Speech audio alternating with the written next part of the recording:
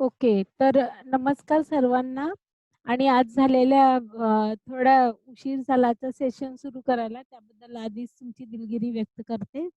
अ, आजचं हे 10वं सेशन आहे पालकांसाठीचं आणि आजचं सत्र गुंफणार आहेत डॉक्टर श्रुती पानसे आणि त्या आपल्याशी मुलांच्या भावना हाताळताना या विषयावर आपल्याशी संवाद साधणार आहेत. तर मला असं वाटतं, की श्रुतीताईंबद्दल आपण याच्या अगोदर एक सेशन केलेलं आहे. त्यांच्याबद्दल आपल्याला थोडीफार ओळख आहे. तरीसुद्धा जर काही पालक इथे नवीन असतील, तर त्यांच्यासाठी मी पुन्हा एकदा ताईंची ओळख करून देऊ इच्छिते.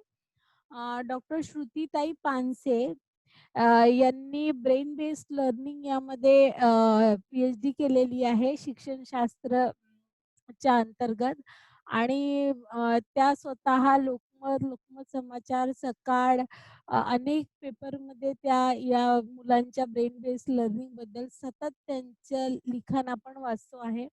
सोबतच श्रुतीताई अ, चिक्कू पिकू एक छोट्या मुलांचं 1 ते 8 वर्षापर्यंतच्या मुलांचं एक छोटं मासिक आहे, ज्यामध्ये खूप सायंटिफिक शास्त्रीय रीतीने ॲक्टिव्हिटीज डिझाइन केलेल्या असतात, ज्यामध्ये पालकांसाठी खूप उपयुक्त असं मार्गदर्शन असतं.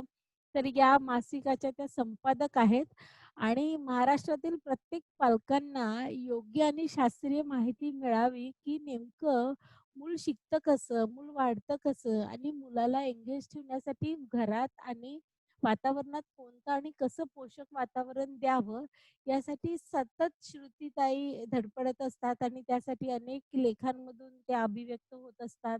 अशा अनेक कार्यशाळांमधून त्या संवाद साधत असतात. तर नक्कीच त्यांच्या ज्ञानाचा, त्यांनी घेतलेल्या या डिग्रीचा, या पदवीचा आपल्या सर्वांना आजच्या सेशनमध्ये, आजच्या सत्रामध्ये उपयोग होणार आहे. तर मला असं वाटतं फार काही वेळ न घेता मी सरळ श्रुतीताईंना विनंती करते, की आजच्या या विषयाला त्यांनी सुरुवात करावी. श्रुतीताई.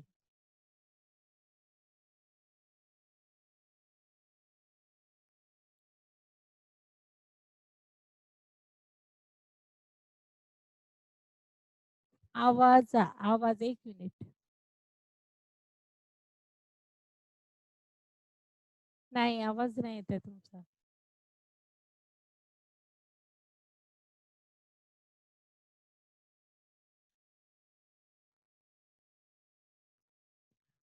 तुमच्याकडनं तुम्ही अनम्यूट करून बघा ताई आता.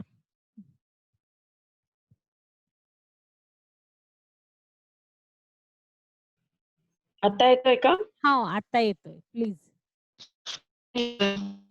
हां. कनेक्टिव्हिटी वाटतं मला आज. त्यामुळे केलं तर तुम्ही अर्धा पाऊण मी बोलते जे या आणि त्यानंतर तुमचे जे काही प्रश्न असतील ते आपण घेऊया. हाच फॉर्मॅट घेऊया ना? हो, हो, हो. नक्की. हां. अ, आपला विषय आहे मुलांच्या भावना. तर ह्या कशा हाताळायच्या आणि त्या हाताळायच्या आधी आपल्याला त्या समजून घ्याव्या लागतील. तर त्या कशा? तर या संदर्भात जे काही मी वाचलेलं आहे आणि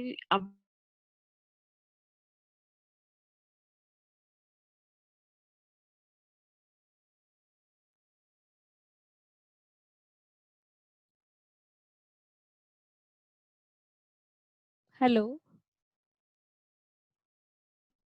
हां. थोडं आपोआप अनम्यूट होतंय मधनं. हां. ऑडिओचा प्रॉब्लेम आहे तुमच्याकडे. हां, आत्ता थोडा दिसतोय तसा. बरं, मी सुरुवात करते, की मुळात मला आधी ह्याच्याबद्दल तुम्हाला सगळ्यांना कदाचित माहिती असेल, पण पुन्हा एकदा सांगू इच्छिते, की अ, भावना कुठे असतात? तर आपल्याला असं वाटतं ना, की आपलं म्हणजे एखादी भीती वाटली आपल्याला, धडधडलं किंवा काही आपल्याला काहीतरी वेगळ्या भावना निर्माण झाल्या, तर सगळ्यात पहिल्यांदा त्या हृदयाला जाणवतात. म्हणजे हृदय धडधडतं किंवा हातापायात काय गोळा येतो, पोटात गोळा येतो. तर आपल्याला त्यामुळे असं वाटतं, की नक्की या भावना असतात कुठे? त्यामुळे आपला एक खूप मोठा गैरसमज असा आहे, की हृदय जसं की काही वेळेला मी असं ऐकलेलं पण आहे, आपण ऐकलंय असं, की मी विचार करतो माणूस का हृदयाने विचार करतो. तर त्याबद्दल मला आधीच इथे एक स्पष्ट म्हणावंसं वाटतंय, की हृदयात भावना नसतात. हृदय हा विचारही करत नाही. तर भावनांच्या बाजूनी असेल नाहीतर तार्किक असेल. विचार ही गोष्ट मेंदूतच होत असते नेहमीच. त्यामुळे दिल का दिमाग असे प्रश्न नाहीये. दिमागच आहे. जो काही आहे तो दिमागच आहे. जो काही विचार करतो तो मेंदूच विचार करतो. फक्त इथे विचार हा 2 बाबतीत आपल्याला म्हणता येईल. एक तर तार्किक विचार आणि दुसरा भावनानिष्ठ विचार. पण जे काही घडतं ते मेंदूत घडतं. हृदयात काहीही घडत नाही. मग हृदयात घडतं काय नेमकं? तर हृदय धडधडतं, त्यावेळेला आपल्याला जाणीव होते, की ही भावना आपल्या मनामध्ये आली आहे की काय? तो हृदयाचा रोल आहे महत्वाचा. आणि हे रेग्युलेट कोण करतंय? तर परत मेंदूच करतोय. म्हणजे उदाहरणार्थ एक थोडंसं एक 10-15 मिनिटं मी आपल्या शरीरात काय होतं याबद्दल बोलते आणि त्यानंतर आपण आपल्या विषयाकडे येऊया. म्हणजे नेमकं मुलांच्या भावना वगैरे असं. पण आधी आपल्याला हे लक्षात घ्यायला लागेल, की भावना उत्पन्न कुठे होतात.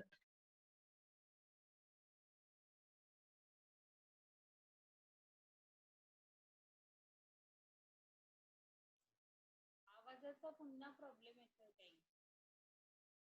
हॅलो.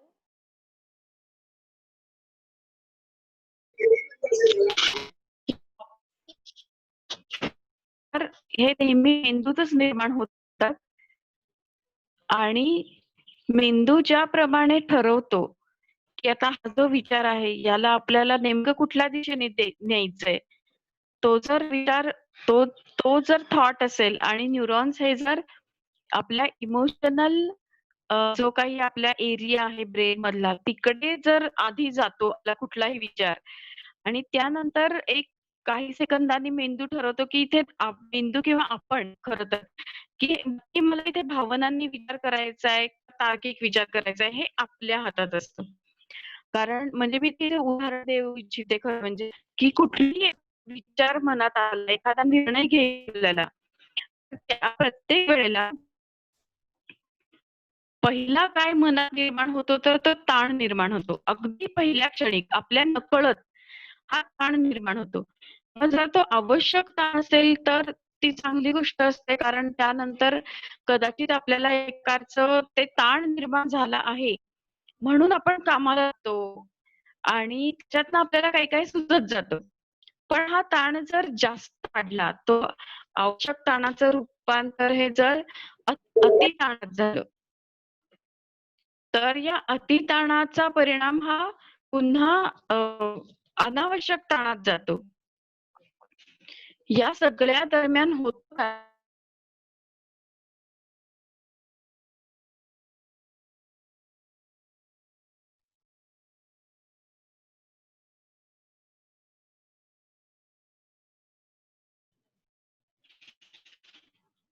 हे कंटिन्यूच होतंय ना. हॅलो, हा हा बोला. आवाज ऐकू येतोय का माझा? हा आता येतोय. आता कटला होता आणखी पुन्हा तुमचा आवाज. सारखंच रिकनेक्टिंग होतंय, बंद पडतोय आणि पुन्हा आपला रिकनेक्ट होतोय हा. पण काहीतरी आवाज हो, ऐकू येत असेल तर आवाज येतोय फक्त मध्ये मध्ये कट होतोय. असं करा हां, ताई मध्ये तुमचा कट व्हिडिओ. होऊन परत रिकनेक्ट होतोय. ताई असं करा तुमचा व्हिडिओ व्हिडिओ. बंद ठेवला तर कदाचित डिस्कनेक्ट होणार नाही. हा तसं करूया. माझा पण व्हिडिओ बंद करू का? हो तुमचा पण व्हिडिओ बंद करा आणि फक्त बोला. ठीक आहे. मग बघूया. बरं ठीक आहे. मला कमेंट बॉक्समध्ये पण ऐकू येतंय का ते सांगायला लागेल तुम्हाला. चालेल हो ना. हो तुम्ही बोलूया ना मला. तुम्ही तसं बोलून बघा. हॅलो, ऐकू येतंय ना? हो हो हो. व्हिडिओ बंद केलाय. हा ठीक आहे. आत्ता उलट व्हिडिओ चालू आहे असं वाटतंय. नाही नाही बंद झालाय. हा आता बोला. आता मला तरी माझा तरी बंद झालेला आहे व्हिडिओ. हा नाही, तो फ्रीज झालेला आहे. खाली व्हिडिओचं जे आयकॉन आहे माईकच्या शेजारी, त्याच्यावर तिरकी रेषा असेल तर तो बंद आहे असं समजा. हो, हा, मग आता ते बंद आहे. रेखीय बरोबर, आता नाव रेषा आलं. आहे, लाल रंग ते रेखीय रेषा आहे. हा, ऐकू आलं तर बाद झालं म्हणायचं. नाही ताई, हा. आता व्यवस्थित ऐकू येतं. आता सुरू करा व्यवस्थित. हा, तर मी असं सांगत होते की जे मेंदूमध्ये वेगवेगळे एरियाज आहेत, तर विचार करण्याचं काम हा नेहमी मेंदूच करत असतो. आणि ते विचार, कुठलाही प्रश्न मनात निर्माण आला, विचार नाही प्रश्न, कुठलाही प्रॉब्लेम असा जर कोणाला आला, तर सगळ्यात पहिल्यांदा मेंदू तो त्याच्या अमिगडालाकडे किंवा लिंबिक सिस्टीम कडे नेतो. त्यामुळे आपल्याला एक प्रकारचा ताण जाणवतो कुठलाही प्रश्न सोडवताना. तो अत्यंत कधी कधी ते प्रश्न इतके सहज असतात आणि आपल्याला सवय असते त्याची, त्यामुळे त्याच्यात खूप प्रॉब्लेम येत नाही आपल्याला. पण ताण निर्माण झालेला असतो, तो नकळत असतो, एक पाव सेकंदाचा सुद्धा कधी येऊन जातो. तो आपल्याला समजत पण नाही की आपल्याला आलेला आहे. आणि आपण काही ना काहीतरी त्याच्यावर मार्ग शोधून काढतो आणि सगळं प्रश्न संपतो तो. त्यानंतर काय होतं, समजा ताण जास्त झाला, आवश्यक ताणाचं रूपांतर जर अति ताणात झालं, तर त्याच्यातनं मात्र चिंता, नैराश्य वगैरे अशा गोष्टी निर्माण होतात. आणि मग आपल्या भावना इतक्या आपल्या हाताबाहेर जातात की आपल्याला वाटलं तरी सुद्धा आपण आपल्या मनामध्ये चांगल्या भावना, सकारात्मक भावना निर्माण करू शकत नाही. याचं कारण असं आहे, जे मेंदूशास्त्रामध्ये डॉक्टर पॉल मॅक्लिन यांनी सांगितलेलं आहे की जो शरीराचा ब्लड फ्लो आहे मेंदूचा, तो लिंबिक सिस्टीम कडे इतक्या आवेगाने वाहतो की तो आपल्या निओकॉर्टेक्स कडे, थिंकिंग एरियाकडे राहत नाही किंवा कमी राहतो. आणि त्यामुळे आपल्याला कुठलाही तार्किक निर्णय घ्यायला त्रास होतो. यासाठी आपण करायला असं हवंय की ज्या वेळेला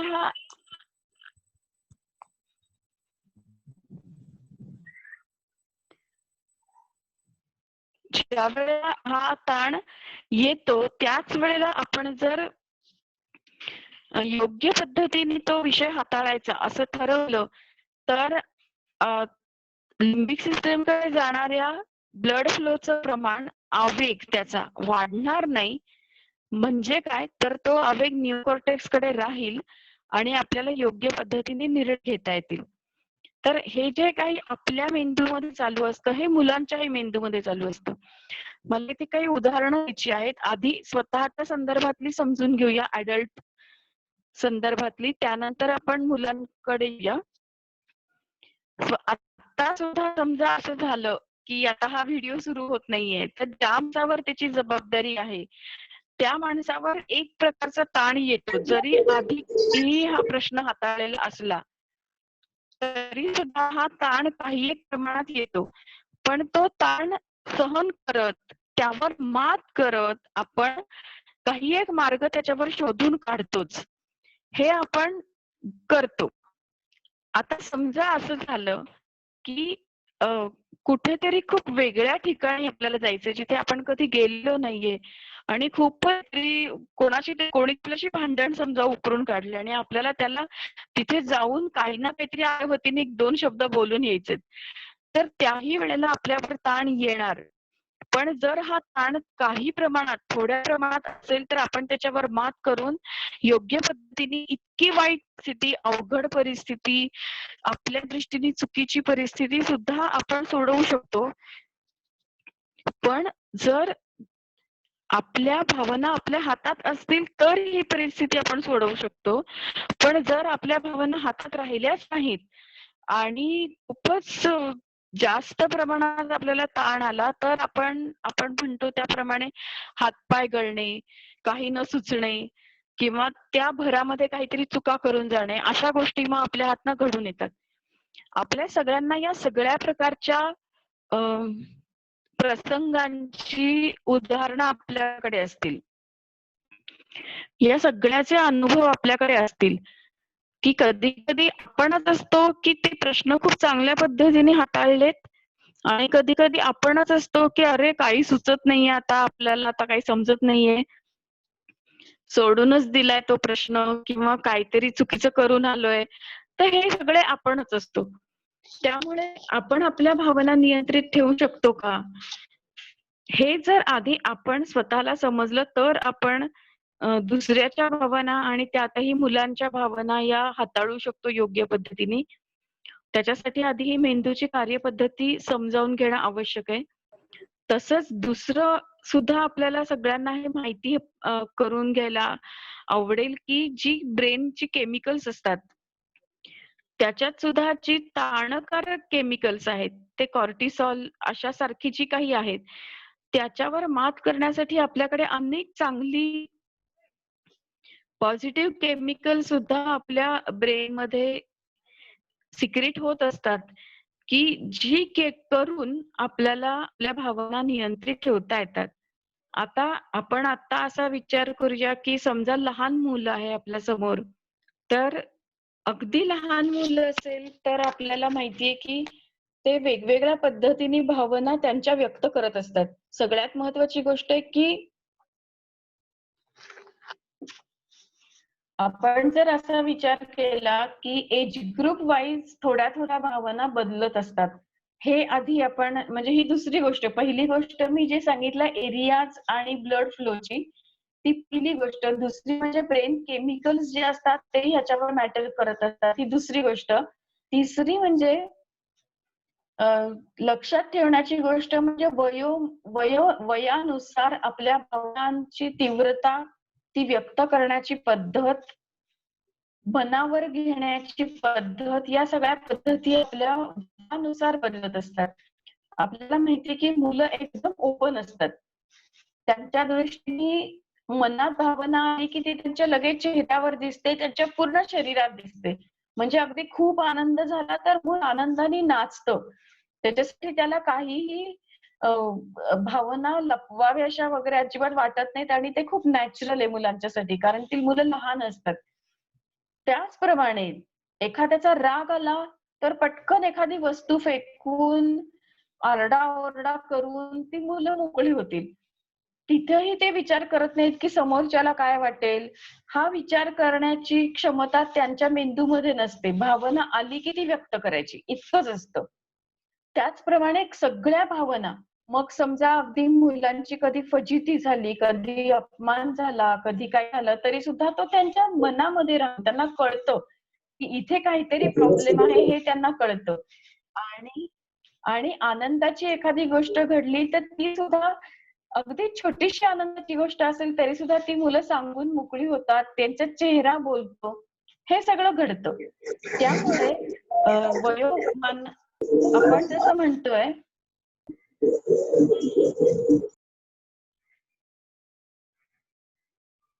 एक व्हिडिओ ओपन होतोय का सारखा? नाही ताई, तुमचा आवाज क्लिअर आहे, तुम्ही बोला, काही इश्यू नाहीये. हा, तर अशा पद्धतीने लहान मूल जे आहे त्याच्या भावनांबद्दल आपण बोलू.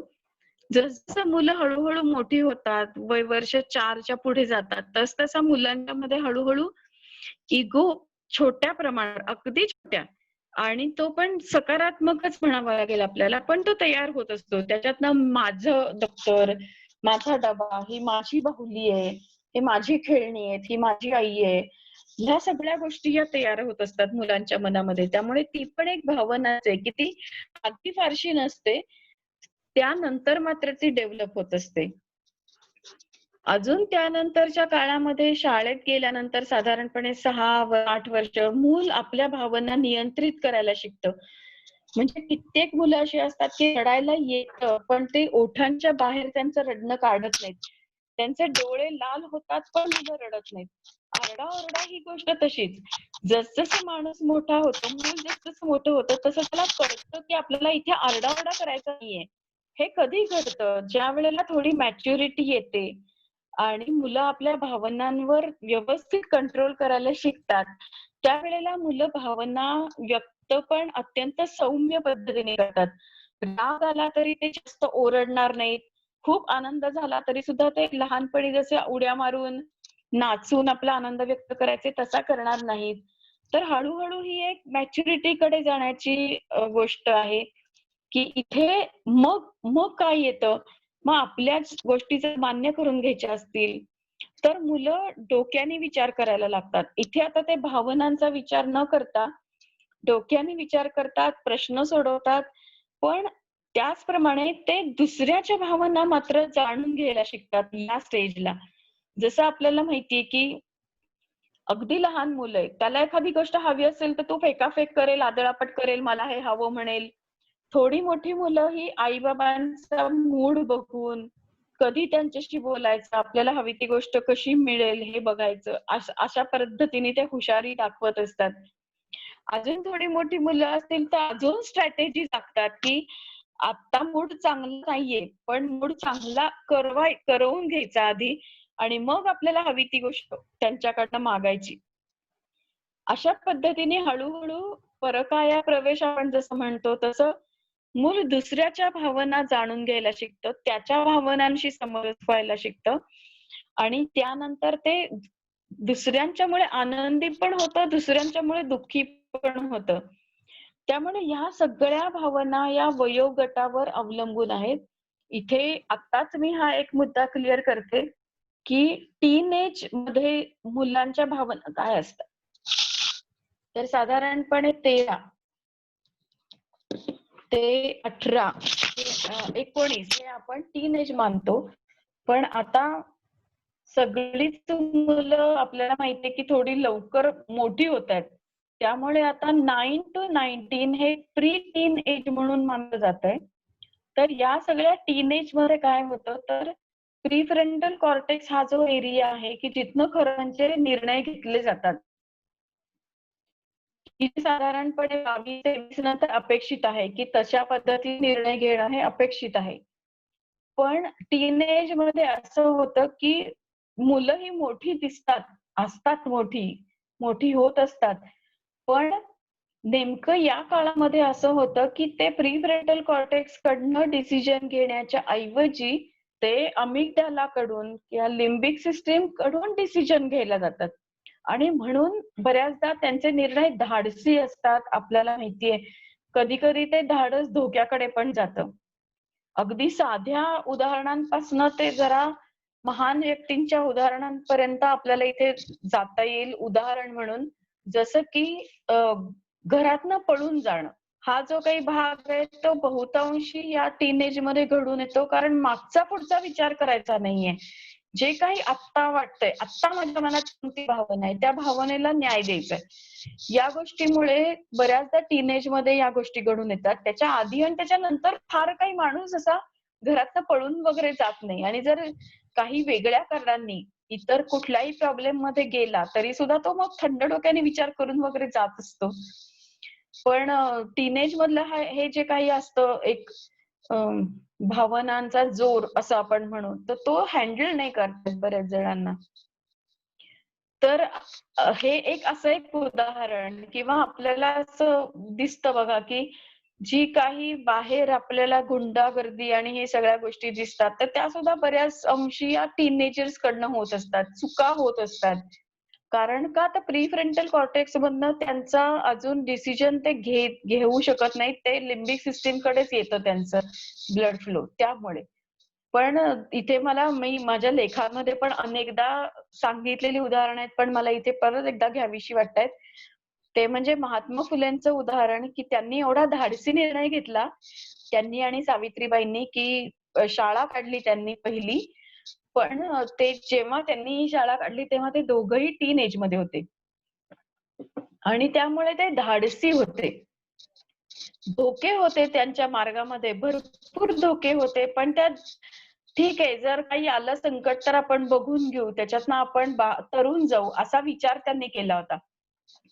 आणि दुसरं उदाहरण आहे शिवाजी महाराजांचं. त्यांनी सुद्धा अत्यंत धाडसी पद्धतीने हे त्यांनी जी प्रतिज्ञा घेतली ती टीनेज मध्येच त्यांच्या घेतली.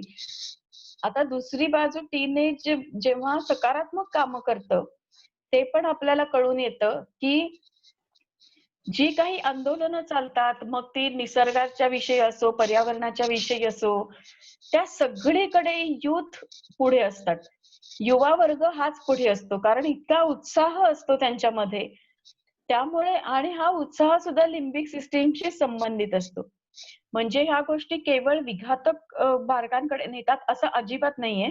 तर खूप मोठ्या प्रमाणावर या भावना या विधायक मार्गाकडे सुद्धा जातात. उत्साह, आनंद, इव्हन इनोव्हेशन, काहीतरी वेगळं क्रिएशन, काहीतरी वाट सोडून काहीतरी वेगळ्या गोष्टी करायच्या आहेत.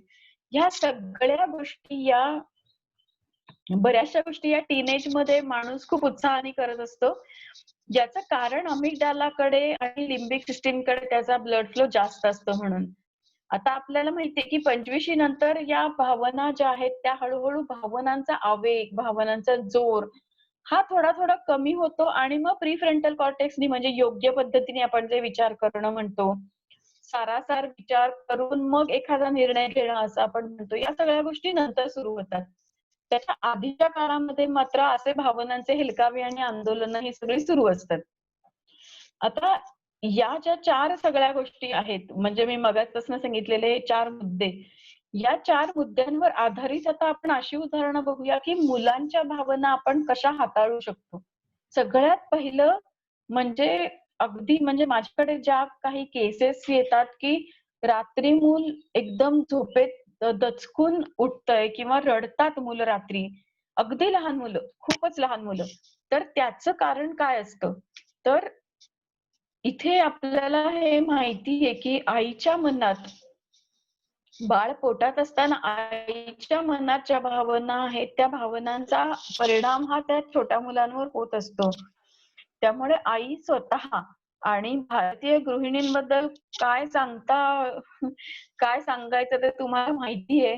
आपल्याकडे आता खरं तो विषय नाहीये, पण एकूण आकडेवारी तर काही असे रिसर्चेस झाले आहेत की त्याच्यामध्ये भारतीय आई किती आनंदी आहे, किती टक्के भारतीय आया आनंदात असतात, तर त्याचं प्रमाण फार कमी आहे.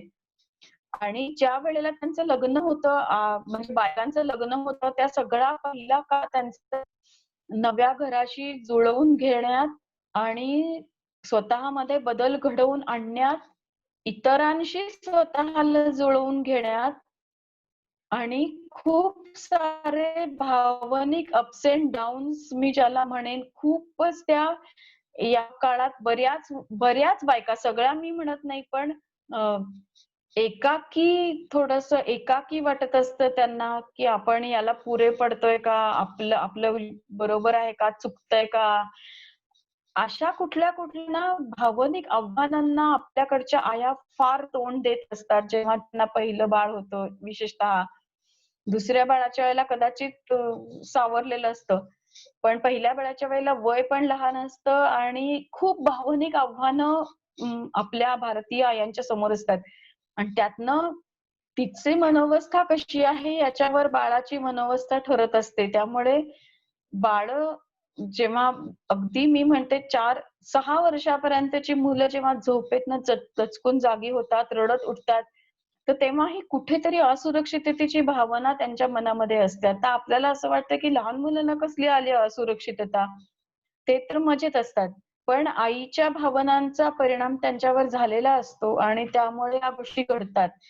त्यामुळे पहिलं जर खूप बाळं रडकी असली किंवा त्यांना सांगता येत नाही, की आपल्याला नक्की काय झालंय, तर त्यावेळेला पहिलं त्यांना सुरक्षित करणं हे खूप महत्वाचं असतं. आता सुरक्षित कसं करणार आपण त्यांना? तर स्पर्श ही एक इतकी सुंदर गोष्ट आपल्याला मिळालेली आहे, की स्पर्शाने सुद्धा बाळांना बरं वाटतं. त्यांना असं वाटतं, की आपलं कोणीतरी आहे जवळ. आईनी बाळांशी बोलणं ह्याला एक फार वेगळं महत्व आहे. कारण जेव्हा बाळ पोटात असतं त्यावेळेला आईचाच आवाज ते जास्तीत जास्त स्पष्ट पद्धतीने ऐकत असतं. त्यामुळे आई जरी बाळाशी बोलली, ते बाळाला स्पर्श केला, सतत जवळ घेतलं, तरी सुद्धा बाळांना बऱ्यापैकी सुरक्षितता मिळते आणि मुलं शांत होतात हळू-हळू.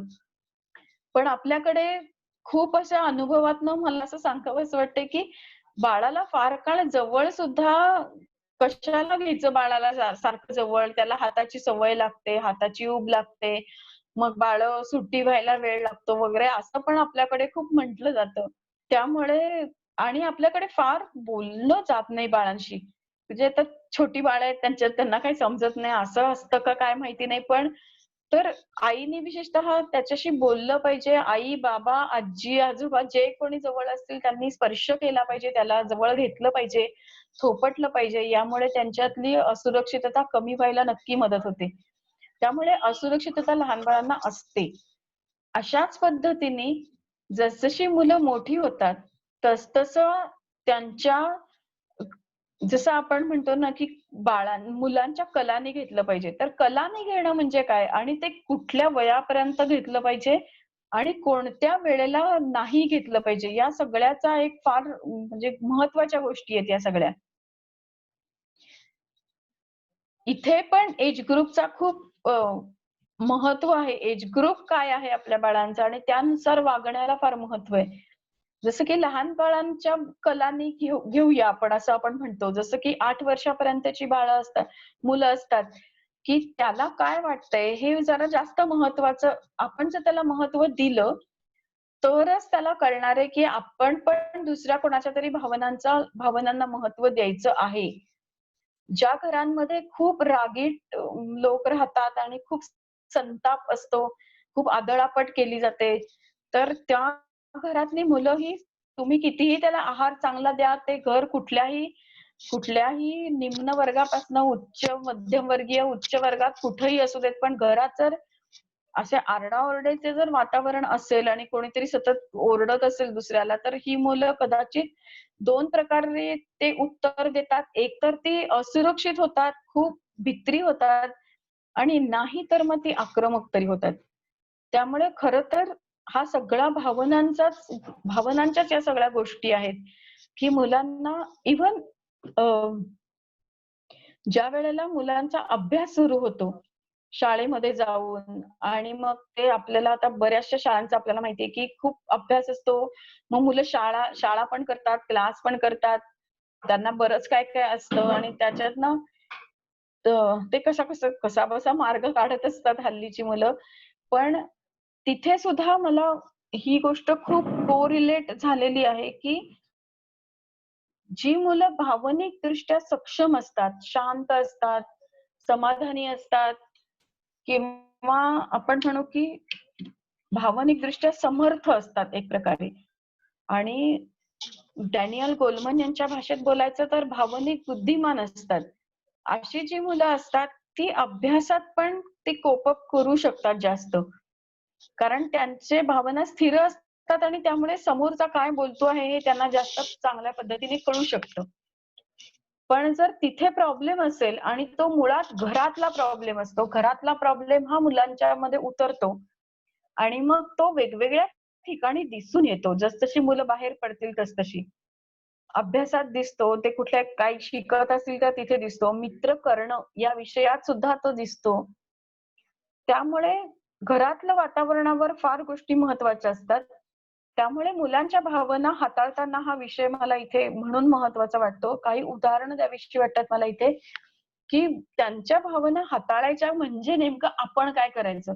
कारण त्यांच्या भावना त्यांच्या मेंदूतले खेळ आहेत आणि आपल्या ह्या भावना ह्या आपल्या मेंदूतले खेळ आहेत. पण केव्हा तरी असं एक गोष्ट करावी लागते, की दोन्ही गोष्टी समतोल कराव्या लागतात. एक मी उदाहरण देते, की एक छोटा मुलगा 3रीतला आणि तो घरी आला. नेहमी हसत खेळत येणारा तो मुलगा आज मात्र त्याचा चेहरा पूर्ण बदललेला होता आणि मगाशी जसं मी वर्णन केलं तसं एकदम रडत नव्हता तो, पण त्यांनी स्वतःला असं एकदम स्टिफ करून ठेवलं होतं. डोळे लाल झाले होते. मग जेव्हा तो घरी येतो त्यावेळेला अ, घरात काय चालू आहे? तर घरात जे काही चालू आहे त्याच्याशी तो कोप अप करू शकत नाही. का? तर त्याला काहीतरी वेगळं झालंय आत्ता त्याच्या मनात. पण घरातली माणसं मात्र असंच बिहेव करतात, की "अरे ते दप्तर नीट ठेव. तिथे कशाला फेकलंस?" इथे कुठेतरी घोळ होतो. आपण आधी मुलांचा फक्त चेहरा जरी बघितला, घरी आला आहे मुलगा, तर त्याचा चेहरा बघितला, तरी सुद्धा त्याचं काहीतरी बिनसलं हे समजू शकतं आणि जोपर्यंत ते बिनसलेलं आहे, तर ते बिनसलेलं आपण जर दुरुस्त करू शकलो तर ती खूपच चांगली गोष्ट राहील आपल्यासाठी. कारण या ज्या गोष्टी आहेत ना, या अशा एका प्रसंगापुरत्या मर्यादित राहत नाहीत. म्हणजे आता तो मूल शाळेतनं आलं, त्याला काहीतरी वेगळं होत होतं, त्याच्या मनात काहीतरी वेगळं चाललं होतं आणि आई-बाबांना काहीतरी वेगळं वाटलं. मग त्यांची भांडणं झाली कशावरनं तरी. का तर ते ऐकत नाहीये. तोनी एकदम आवाज चढवला म्हणून ऐकलं नाही. म्हणून 2 ठेवून दिले त्याला. अशाने सगळ्या गोष्टी बिघडतात. त्यापेक्षा चेहरा बघून सुद्धा कळतं, की त्याला काय होतंय. तिथे जर 2च मिनिटं, केवळ 2च मिनिटं जर त्या मुलाला दिली, तर त्याचा तो शांत होऊन आपल्यापाशी त्याला ज्या गोष्टी डाचतायत त्या सगळ्या आपल्याला सांगू शकतो. पण इथंच जर प्रॉब्लेम निर्माण झाला, तर कोणीच एकमेकांच्या भावना समजून घेत नाही, अशी परिस्थिती घरात निर्माण होते. आणि मग फार म्हणजे मनं दुरावतात आणि याचा धोका मला असा वाटतो, की जेव्हा ही मुलं मोठी होतात आणि विशेषतः त्या भयंकर अशा वादळी ज्याला म्हणतात, त्या टीनेजमध्ये जेव्हा ते जातात, त्यावेळेला त्यांच्या मनात हीच भावना असते, की माझ्या घरचे मला समजून घेत नाहीत. मग तो दुरावा जो लहानपणापासून एखाद्या उदाहरणातनं म्हणजे तसं आई-बाबा सगळं प्रेम वगैरे सगळं करत असतात. पण भावना समजून न घेणं हा काय प्रकार आहे? आणि तो घेतल्यामुळे त्या मुलांच्या मनावर असंच कायम राहतं, की मला यांनी समजून घेतलं नाही आणि आता पण ते समजून घेणार नाहीत. आणि म्हणून त्या सगळ्या चुकीच्या गोष्टी घडून येऊ शकतात. विशेषतः यासाठीचा क्रुशियल एज ग्रुप आहे तो म्हणजे 9वी ते 12वी आणि थोडासा त्याच्या पुढे. त्याच्या आधीची मुलं आपलं ऐकत असतात आणि शहाणी असतात बऱ्यापैकी. पण नंतरचं मात्र थोडंसं असं होतं, की मग मला जर वाटतंय काही, माझ्या मनाला जर वाटतंय, तर मी ते कोणापाशी व्यक्त करायचं? मग व्यक्त करायला त्यांच्या समोर त्यांचे मित्र-मैत्रिणी असतात. आणि आत्तापर्यंत हे इतकं ठाम मत झालेलं आहे मुलांचं, ठाम मत झालेलं असतं, की आई-बाबा मला समजून घेत नाही. पण माझे मित्र मला समजून घेतात, माझ्या मैत्रिणी मला समजून घेतात. आणि त्यामुळे सगळ्या गोष्टी या मित्र-मैत्रिणींशी बोलल्या जातात. आणि समजा या वेळेला समजा एखादा धोका त्यांच्या समोर असेल, काही प्रलोभनं असतील, काही चुकीच्या गोष्टी असतील, तर हे मित्रच त्यातनं मार्ग काढतात. आणि मग हा मित्रांनी काढलेला मार्ग हा दरवेळेला योग्य असेलच असं नाही. कदाचित तो जास्त चुका असू शकतात. त्यामुळे मला असं वाटतं, की साधारणपणे एक 18-19 वर्षापर्यंत आपल्याला आपण आणि आपलं मूल ह्याच्यामध्ये जर एक कनेक्शन, एक चांगलं कनेक्शन असं जर व्हायला हवं असेल, तर त्यांच्या भावना आपल्याला हाताळता आल्या पाहिजेत. त्यांच्या भावना आपल्याला कळल्या पाहिजेत. इथे मी जे मगाशी उदाहरण सांगितलं, इथे अपेक्षित काय आहे? तर काही खास वेगळं काही अपेक्षित नाहीये. पण तो आलाय समजा, त्याने तो चिडलेला आहे. कदाचित स्वतःवर असेल, कदाचित काहीतरी झालं असेल रस्त्यात, कदाचित शाळेत काहीतरी झालं असेल, काहीतरी कारणाशिवाय होत नसतं. त्यामुळे समजा मार्क कमी पडलेत, कोणाशी तरी भांडाभांडी झालीये, कदाचित त्यालाच शिक्षा झालीये आणि दुसऱ्याला नाही झालेली किंवा अगदी रिक्षा, बस, व्हॅनमध्ये काहीतरी घडलंय आणि मग घरी आल्यानंतर मग मुलांनी चपला समजा राग व्यक्त करायचा आहे ना, म्हणून मग समजा चपला टाकल्या, बॅग एकीकडे टाकली, तर समजून घ्यायला पाहिजे की काहीतरी झालंय आणि मग फक्त त्याच्या जवळ जाऊन उभं राहिलं, बोललं नाही तरी चालेल. फक्त ज्याला आपण म्हणतो की सिम्पथी आणि एम्पथी, यातला एम्पथीचा भाग असा असतो की तुम्ही फक्त जवळ आहात इतकं सुद्धा पुरतं. त्या मुलाला वाटलं की आपली आई किंवा आपल्या बाबा आपल्या जवळ आहेत आणि त्यांना सांगावं की काय झालंय, तर ते मूल सांगतं त्यावेळेला. आणि त्यांनी तुम्हाला लगेच काही न्याय-निवाडा करायचा नसतो. ऐकून घेणं, फक्त लिसनिंग या एका गोष्टीमुळे आपल्याशी मुलं कनेक्ट राहू शकतात. पण तिथे खूप प्रॉब्लेम आहेत. तर जर हे लिसनिंग झालं नाही, ऐकून घेणं, त्याच्या फक्त जवळ उभं राहणं किंवा समजा मुलं काहीतरी सांगायला लागलं, तर आपण म्हणतो, "तुझं काहीतरी चुकलं असेल." असं तरी म्हणतो. असंही म्हटलेलं आवडत नाही त्यांना, की तुझं काहीतरी चुकलेलं असेल. समजा आपण असं म्हटलं, की "तो मित्र ना तुझा तो तसाच आहे. मला माहिती होतं. म्हणून मी त्याला सांगते, की त्याच्यापासून लांब राहा." मित्राला बोललेलं सुद्धा आवडत नाही. मार्क कमी पडले म्हणून जर असा राग आला असेल तर आपण बोलणार नॅचरल वेनी जाऊन. मग ते पण परत ते काय म्हणतो आपण जखमीवर मीठ चोळल्यासारखं होतं. मग तर ते अजिबातच चालत नाही. काहीही न बोलता फक्त एम्पथी दाखवू शकतो का आपण? या एका एम्पथीमुळे मुलांना असं वाटतं की काही हो बाहेर, कुठेही काही हो, माझी आई किंवा माझे बाबा माझ्या बरोबर आहेत. ते माझ्या जवळ आहेत. मला त्रास झालेला त्यांना कळतो. एवढी एक गोष्ट पुरते की ती मुलं आपल्याशी कनेक्ट राहतात. त्यामुळे ही फार महत्वाची गोष्ट मला इथे सांगायच्या होत्या या सगळ्या. इथे आपल्याला करायचंय काय? मला कोणी समजून घेत नाही ही वेळ येऊ देता कामा नाहीये. यासाठी आपल्याला एवढंच करायचंय की मला कळतंय तुला काय म्हणायचंय ते. असं एखादं जरी वाक्य आपण बोललो तरी सुद्धा मूल आपणहून आपल्यापाशी मोकळं होईल. आणि हे जर झालं नाही, ज्या घरात हे होतं त्यांना चांगले रिझल्ट्स मिळतात याचे. पण ज्या घरात हे होत नाही त्या घरातली मुलं आई-बाबांपासनं बंद होतात, बोलेनाशी होतात.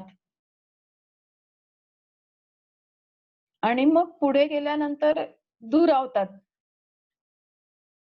फार काळ हे टिकत नाही. अर्थात आपल्याला माहितीये की साधारणपणे 25-26 वर्षाला पुन्हा आई-बाबाच कसे योग्य होते, हे सर्कल पूर्ण होतं.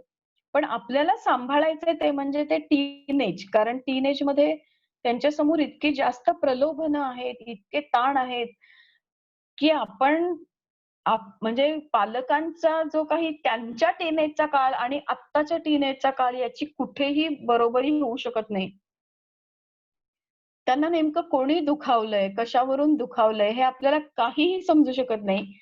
त्यांचे ताण फक्त आपण समजून घेऊ शकतो. कदाचित आपल्याला त्यांचे मार्ग पण माहिती नाहीये ते सोडवण्याचे. तर टीनेज जपण्यासाठी ती एक गोष्ट करण्यासाठी आपण जर लहानपणापासून त्यांच्याशी कनेक्शन मध्ये राहिलो, तर मला असं वाटतं या गोष्टी थोड्याशा सोप्या होतील आणि मुलं आपल्या जवळ राहतील, दुरावा येणार नाही, असं एक मला वाटतं. तर आता काही प्रश्न तुम्ही विचारा म्हणजे त्या अनुषंगाने पुन्हा मी उत्तर देते. धन्यवाद ताई. मला वाटते आता आपण चॅट बॉक्स मध्ये प्रश्न विचारू शकतो किंवा रेज हँडचं फीचर वापरून सुद्धा आपण प्रश्न विचारू शकतो. तर त्यावेळेस आपल्याला अनम्यूट करून तुम्हाला बोलता येईल. पण एक 2 ते 3 वाक्यात आपला प्रश्न सांगूया जेणेकरून इतरांना सुद्धा वेळ मिळेल.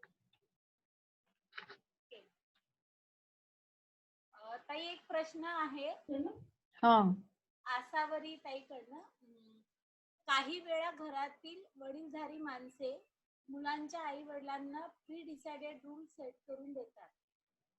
घरातली वडीलधारी माणसं आई वडिलांना मुलांच्या आई वडिलांना प्री डिसाइडेड रूल सेट करून देतात. म्हणजे आजी आजोबा सांगतात की असंच करायला हवं असं त्यांना म्हणतात. हो, हा एक प्रश्न येतो. पुढचं वाक्य असं आहे की kids should have this way only. Kids should have behave this way only. तेव्हा आई बाबांचं काय स्टँड असावा? मला नीट ऐकू येत नाहीये तुमचं बोलणं. एक मिनिट. हा,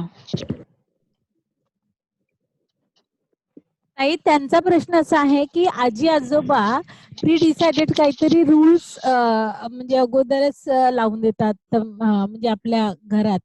आणि मग त्यांना असं वाटतं की मुलांनी त्यांच्यानुसारच वागावं. तेव्हा आई बाबाचा स्टँड काय असावा असं त्यांना विचारायचं आहे. अच्छा, म्हणजे आजी आजोबांच्या नियमानुसार. हॅलो हा, म्हणजे आजी आजोबांनी जर काही रूल्स. हॅलो, ऐकू येत आहे का? हॅलो, ऐकू येत आहे का? हॅलो ताई आवाज येतोय श्रुती? हा श्रुतीताई तुमचं बोलणं ऐकू येत आहे. हा, ठीक आहे. तर प्रश्न समजला ताई की पुन्हा एकदा घेऊ? हा, नाही, हा जनरेशन गॅपचा खूप मोठा प्रश्न येतो. आणि मी जर आता म्हटलं की आईबाबा आणि मुलं यांच्या सुद्धा खूप फरक पडलाय. म्हणजे पूर्वी आपण म्हणायचो की 10 वर्षांनी पिढी बदलते. आता तर 2-3 वर्षांनीच बदलते असं आपण म्हणतो.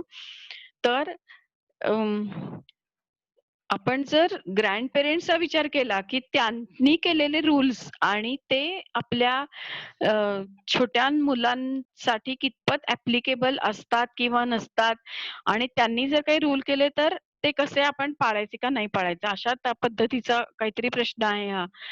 तर मला असं वाटतं, की इथे जनरेशन गॅपचा खूप मोठा इश्यू येतोच, घराघरांमध्ये येतो.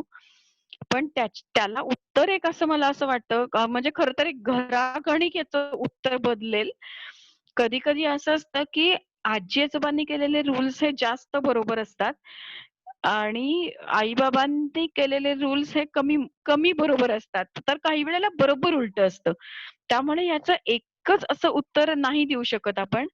पण तरी सुद्धा दोन्ही तिन्ही प्रकारे याचं उत्तर असं होऊ शकतं, की मुलांचा अभ्यास, अ, त्यांचं डे टू डे लाईफ, त्यांचं फ्रेंड सर्कल, टेक्नॉलॉजी या विषयात जर काही रूल्स असतील, तर ते आई-बाबांचे ऐकले जावेत. पण जर जी काही आपण म्हणतो, की शाश्वत मूल्य जी आहेत, की जी मुलांच्यामध्ये रुजवणं खूप आवश्यक असतं. त्या संदर्भातले जर काही नियम असतील, तर मग ते आजी-आजोबांचे रूल्स फॉलो करावेत सगळ्यांनी. त्यामुळे कुठले रूल कोणी बनवलेले आहेत, याप्रमाणे आपण जर ते फॉलो करायला गेलो, तरी सुद्धा आपल्याला बऱ्यापैकी त्याचं सुवर्ण मध्य गाठता येईल असं मला वाटतं. धन्यवाद ताई. पुढचा प्रश्न घेतीये. प्रदीप सर म्हणतात, की 2 मुलं असले की असा अनुभव येतो, की बाबा त्याला जास्त समजून घेतात आणि मला नाही. अशा वेळी पालक म्हणून मी काय करायला हवं? हो, हा फार आदिम काळातला प्रश्न असणार आहे, की प्रत्येक वेळेलाच प्रत्येक वेळेलाच 2 मुलं असतात आणि दोघंही वेगवेगळ्या एज ग्रुपमध्ये असतील तर करायचं काय? पण त्यावेळेला म्हणजे मला तरी याचं उत्तर असंच वाटतं, की जे मोठं मूल आहे, त्याला जर तुम्ही आई-बाबांच्या टीममध्ये घेतलं, की आपण तिघं मिळून ह्याला आपण सांभाळूया किंवा ह्याच्या चुका आपण दाखवूया किंवा त्याला आपण शिस्त लावूया. असं जरा मोठ्या मुलाला जरा आई-बाबांच्या टीममध्ये घेतलं, तर मोठं मूल बऱ्यापैकी योग्य वागायला लागतं. आणि ज्या वेळेला धाकट्याला काहीतरी समजून सांगायचं आहे, तर मोठं मूल त्यावेळेला उपयोगाला येऊ शकतं. त्यामुळे अशा पद्धतीने जर हा प्रश्न सोडवला, की आपली एक टीम आहे असं म्हणून कारण लहानांना तुम्ही नाही घेऊ शकत त्या टीममध्ये, पण मोठ्या मुलाला घेऊ शकता. कारण मोठ्या मुलांनी हा चेंज बघितलेला आहे, की आई-बाबा आधी माझे होते आणि नंतर ते ह्याचे पण झालेले आहेत. त्यामुळे अशी एक टीम, की अगं तो लहान आहे अजून, तर आपण तिघं मिळून ठरवूयात, की आपण त्याला काय करणार आहोत. असं जर करता आलं तर ते योग्य ठरेल बहुतेक. नक्की. खूपच छान सल्ला दिला ताई. अवंती ताई विचारतात, की माझी मुलगी 8 वर्षाची आहे आणि तिचं थोडं मनाविरुद्ध झालं, की ती चिडते, रागावते. तेव्हा मी काय करावं? एकतर ती 8 वर्षाची आहे, तर हे आत्ताच दिसून येत असतील कदाचित हे सगळे बदल. कारण वयवर्ष 8 हा पण असा एक वेगळा मुद्दा आहे, की ज्यामध्ये वयवर्ष 8 ची मुलं जरा वेगळी वागतात, जरा चिडचिड करतात किंवा विसरतात गोष्टी वगैरे असं सगळं घडतं.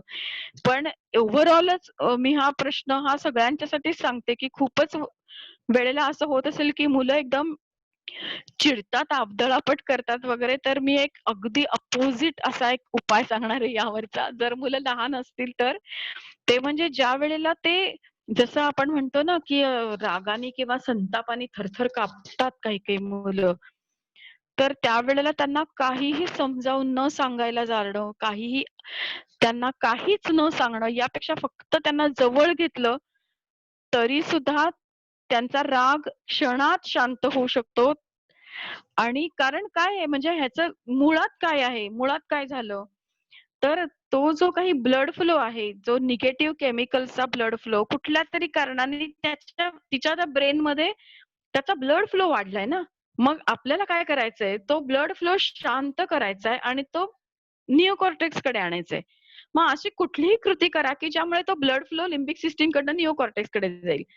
मग ते करताना हा अगदी साधा जो काही आपला आत्ता सांगितलेला आहे की फक्त जवळ घ्या, एवढं करून सुद्धा गोष्टी आपल्या हातात येऊ शकतात. तर तो करून बघा तुम्ही. आणि हा कुठल्याही वयोगटासाठीच नाही तर कुठल्याही माणसासाठी सुद्धा करता येऊ शकतो, की बाबा शांत हो तू आधी. आणि शांत हो असं म्हणून कोणीही शांत होत नसतं. तर अशी काहीतरी फिजिकल ऍक्टिव्हिटी केली तर तो माणूस शांत होतो आणि मग त्याला सुचतं काहीतरी. त्यामुळे हा एक त्याच्यावरचा मार्ग असू शकतो. ओके. आणखी एक प्रश्न आहे. त्या म्हणतात, की माझा मुलगा 11 वर्षाचा आहे. त्याला 2 मंथ्स व्हॉमिटिंगचा खूप त्रास झालेला. पण आता तो 15 दिवसापासून खूप घाबरला आहे. रोज हां. जेवत नाही. त्याला खूप समजवले पण. त्याची भीती जात नाहीये. तर असाच त्रास होईल असे त्याला सतत वाटते. तर प्लीज याविषयी गाईड करा. हो. या प्रश्नाला अनुषंगून मी सगळ्यांनाच असं सांगते मी, की ज्याही कुठल्या कारणासाठी भीती वाटती आहे, लो कॉन्फिडन्स वाटतोय, असं जेव्हा होतं त्यावेळेला अगदी रात्री झोपतानाची जी आधीची 2 मिनिटं असतात, त्यावेळेला जर मुलांशी आपण पॉझिटिव्हली बोललो, त्या एका विषयाबद्दल म्हणजे आता हे उदाहरण घेतलं तर, "अरे, तू खूप निरोगी आहेस आणि खूप छान आहेस आणि तब्येत सुधारतीये आता तुझी."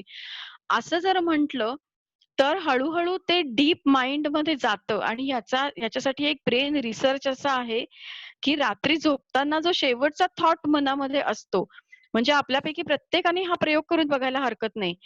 तो जो विचार आहे, तो विचार जेव्हा आपण झोपतो त्यावेळेला ब्रेन दिवसभरात जे काही थॉट्स येऊन गेलेत, ज्या काही गोष्टी घडल्यात, त्याच्यावर ब्रेन स्क्रुटिनी करायला घेत असतो. आणि ज्या गोष्टी आवश्यक आहेत त्या शॉर्ट टर्म मेमरी आणि तिथनं लाँग टर्म मेमरीत जातात. तर हे जे काही ब्रेनचं फंक्शन आहे, हे लक्षात घेऊन आपण हे गोष्ट करायला पाहिजे, की रात्री झोपताना ते पॉझिटिव्ह बोलायचं मुलांशी, म्हणजे ब्रेन त्याच्यावर काम करतं. आणि भीती हळू जाते, म्हणजे दुसऱ्या दिवशी जाणार नाही भीती. पण तुम्ही जर रोज त्याच्याशी झोपतानाच्या आधी 2-4 मिनिटं पॉझिटिव्हली बोललात, तर मुलांच्या ते लाँग टर्म मेमरीत जातं आणि मग त्यांचा तो स्वभाव होऊन जातो. इव्हन आपल्या स्वतःला सुद्धा समजा आपल्याला एखादी सवय लावायची असेल स्वतःला, तरी सुद्धा आज रात्रीपासून हा प्रयोग करायला हरकत नाही, की उद्यापासून मी हे अमुक-अमुक करणार आहे. असं जर रात्री झोपताना स्वतःला सांगितलं, तरी सुद्धा आपला तो सवय होते त्याची, हॅबिच्युअल होतं का तर ते लाँग टर्म मेमरीत जातं. बरोबर. कांचनताई विचारत आहेत, की माझा मुलगा 8 वर्षाचा आहे आणि तो खूप छोट्या-छोट्या गोष्टींवर रडतो. म्हणजे हट्टीपणाने नाही, तर काही गोष्टी समजून घेताना किंवा काही करायला सांगितल्यावर. तर या रडण्यामागची भावना काय असेल आणि कसे त्याला हँडल करावे? पण म्हणजे तो रडत म्हणजे कदाचित जर आपल्याला ह्याच्या मुळापर्यंत जाता येत नसेल, तर की का रडतो? तर तो आनंदी कधी असतो, त्याला छान कधी वाटतं, हे शोधून काढा. कारण त्याच्या विरुद्ध जर काही घडत असेल, तर मग कदाचित त्याचा काहीतरी मूड डाऊन होत असेल किंवा हा लो कॉन्फिडन्सचा पण भाग असू शकतो, की म्हणून रडायला येतो, असं पण होऊ शकतं. किंवा त्याचा तसा स्वभाव का झालाय हे शोधून काढायला पाहिजे म्हणजे. आणि पण त्याच्यावर काहीतरी उपचार करायला पाहिजेत, कारण इतक्या लहान मुलांनी वेगवेगळ्या गोष्टींसाठी रडणं हे फार योग्य नाहीये. कुठली असुरक्षिततेची कसली भावना आहे ती शोधून काढावी लागेल. कदाचित ही एक केस स्टडी पण असेल. त्याच्यामुळे मला नेहमीच वाटतं, की आई-बाबा हे पण म्हणजे असायलाच पाहिजे खरं तर. त्यांनी शोध घ्यायला हं, हवा हं. आणि एक वेगळी केस हो. स्टडी पुढे येऊ शकतं, हो, असं हो. म्हणायला काही हरकत नाही. ताई पण नूतन ताई त्याला त्या मूडमध्ये फार काळ ठेवू नका. हां. तर तो आनंदी असताना त्याच्याशी बोलून त्याच्या मनात नेमकं काय चाललंय हे अगोदर त्याच्याशी संवाद साधून काढून घ्यायला हवं आणि मग नंतर नेमकं काय होत आहे ते समजून घेतल्यानंतरच पुढची पायरी गाठता येईल. हं. बरोबर ताई? हो, हो, हो. ओके. नूतन ताई विचारत आहे, की माझी मुलगी 12 वर्षाची आहे. सर्वांसमोर आयडियल राहण्यासाठी ती सतत ट्राय करत असते. पण ॲप्रिशिएशन मिळत नाही त्यामुळे चिडचिड होते. दुःख होते. तिच्यासाठी स्कूलमध्ये कोणी फ्रेंड्स, टीचर काही हर्ट होईल असंही वागले की ती खूपच सहन करते आणि घरी आली की ती चिडचिड करते. तिच्या फेसमध्ये लगेच ओळखते मी तिला.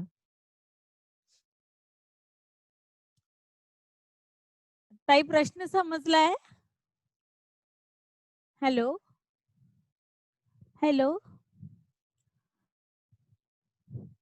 श्रुतीताई, हॅलो?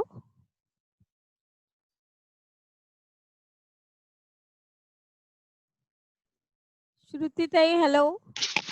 हा हॅलो, ऐकू येतोय ना आवाज? हो, हो. प्रश्न हा. पुन्हा एकदा वाचू? 12 वर्षाची हो मुलगी चालेल, आहे. खरं काहीतरी प्रॉब्लेम झाला आता मध्ये. हा. हां. 12 वर्षाची मुलगी आहे आणि ती सर्वांसमोर आयडियल राहण्यासाठी काही-काही नवीन करू शकते, करू इच्छिते. पण तिला ॲप्रिशिएशन मिळालं नाही, तर मग ती चिड करते. शाळेमध्ये टीचरनी किंवा फ्रेंड्सनी जर काही खूपच एखादी गोष्ट बोलली, तर त्यावेळेपुरता सहन करते, पण घरी आल्यावर आणखी चिड करते. तर नेमकं काय होत असावं, असं ताईंना, नूतन ताईंना विचारायचं आहे. अशी अनेक मुलं असतात की त्यांना स्वतःला त्यांना खूप परफेक्ट ठेवायचं असतं आणि हे खूप नॅचरल आहे त्यांच्यासाठी. कारण असं कधी कधी होऊ शकतं की जे खूप शहाणं मुलं असतं ना कधी कधी, की असं वागायचं, हे एक आपण चांगलं वागायचंय दुसऱ्याशी चांगलं वागायचंय, किंवा आपण स्वतःला एक म्हणजे काय आपण म्हणू त्याला, परफेक्शनिस्ट हाच एक शब्द आहे त्याच्यासाठी. तर तसं जर ते मूल असेल तर त्याला असं वाटू शकतं की आपण कायमच योग्य वागलं पाहिजे लोकांशी, आणि त्या परफेक्शन तसं जर झालं नाही त्यात, म्हणजे हे काय आहे, त्या मुलींनी स्वतःच तयार केलेले हे टाइप्स आहेत की ही एक चौकट आहे आणि मला या चौकटीमध्येच बसायचंय. आणि काहीही कारणांनी ती जर चौकट तिच्या मनासारखी झाली नाही, तर तिला असं वाटू शकतं की हे माझं बरोबर नाहीये. त्यामुळे हे सगळं तिच्या मनामध्ये घडतंय. तर अनेक मुलांना आपल्याला असं सांगावं लागतं की जरा काहीतरी कर, जरा अभ्यास कर, जरा मार्क मिळव, जरा चांगला वाग, असं सांगावं लागतं. पण काही मुलं बरोबर याच्या उलट असतात. जसं हिचं उदाहरण मला वाटतं, परफेक्शनिस्ट ती असल्यामुळे तिच्या मनासारखं जेव्हा होत नाही त्या वेळेला काहीही आपण करायचं नाहीये. तिच्या पद्धतीने तिला जो काही राग व्यक्त करायचा असेल तो करू दे. पण जेव्हा ती शांत असेल त्यावेळेला मात्र आपल्याला तिच्याशी बोलावं लागेल. तिला आयुष्यातल्या ज्या अनसर्टनिटीज आहेत त्याची तिला ओळख करून द्यावी लागेल. तिला हे सांगावं लागेल की खूप जणांच्या हातनं चुका होत असतात आणि जर आपल्याही हातनं चूक झाली तर त्याच्यामध्ये खूप वाईट वाटून घेण्याची गोष्ट नसते. उलट जर आपल्या हातनं चूक झाली किंवा काहीही जर आपल्या बाबतीत चुकीचं घडलं तर पुन्हा नव्याने सुरुवात करायची असते. पण चिडचिड केली तर ती गोष्ट योग्य नाहीये तुझ्यासाठी. अशा पद्धतीने जर आपण तिच्याशी सांगितलं तर मला वाटतं तिला ते पटेल. कारण ती लॉजिकल पण वागते. कारण खरं तर ती लॉजिकल आहे म्हणूनच ती परफेक्शनिस्ट आहे. फक्त तिचं वय लहान असल्यामुळे तिला तिच्या चुका तिला कोप करता येत नाहीये. त्यामुळे ती जेव्हा चिडचिड करते तेव्हा तिच्याशी काहीच बोलू नका. तेव्हा तिला हवं तसं व्यक्त होऊ द्या, पण शांत असतानाच तिला केव्हा तरी हे सांगा. या प्रश्नाच्या निमित्ताने मला अनेकांना हे सांगावंसं वाटतंय की कुठल्याही प्रकारे मुलाच्या मुलीच्या भावनांचा जेव्हा असा प्रकोप असतो, खूप राग, खूप रडतंय, खूप हट्ट करतंय, त्यावेळेला कुठल्याही समजणं, आकलन याच्या पातळीवर ब्रेन फ्लो नसतोच. त्यामुळे त्याचा काहीही उपयोग होत नाही. मूल चिडलं म्हणून आपण चिडतो, त्याचा आवाज वाढला म्हणून आपला आवाज वाढतो, त्याचा खूपच आवाज वाढला, त्याचा खूपच उद्धटपणा वाढला म्हणून फटके दिले जातात. पण हे सगळं डिझास्टरच आहे. याच्यातनं योग्य काहीच घडणार नाहीये. त्यामुळे ती वेळ जाऊ द्यावी. एकदा का ब्लड फ्लो निओकॉर्टेक्स कडे आला की त्यानंतरच बोलावं, तर ते त्याचा काहीतरी उपयोग होईल, एका तरी उदाहरणात त्याचा उपयोग होईल, नाहीतर काहीच उपयोग होणार नाही. ताई, या प्रश्नाच्या अनुषंगाने मी काही जोडलं तर चालेल तुमच्यासोबत? हा, हो हो. मला चालेल नूतन ना. ताईंना हे सांगायचं आहे, की या सगळ्या प्रश्नाचं मूळ हे अपेक्षित आहे. म्हणजे मूल स्वतःकडूनच खूप काही अपेक्षा करत आहे.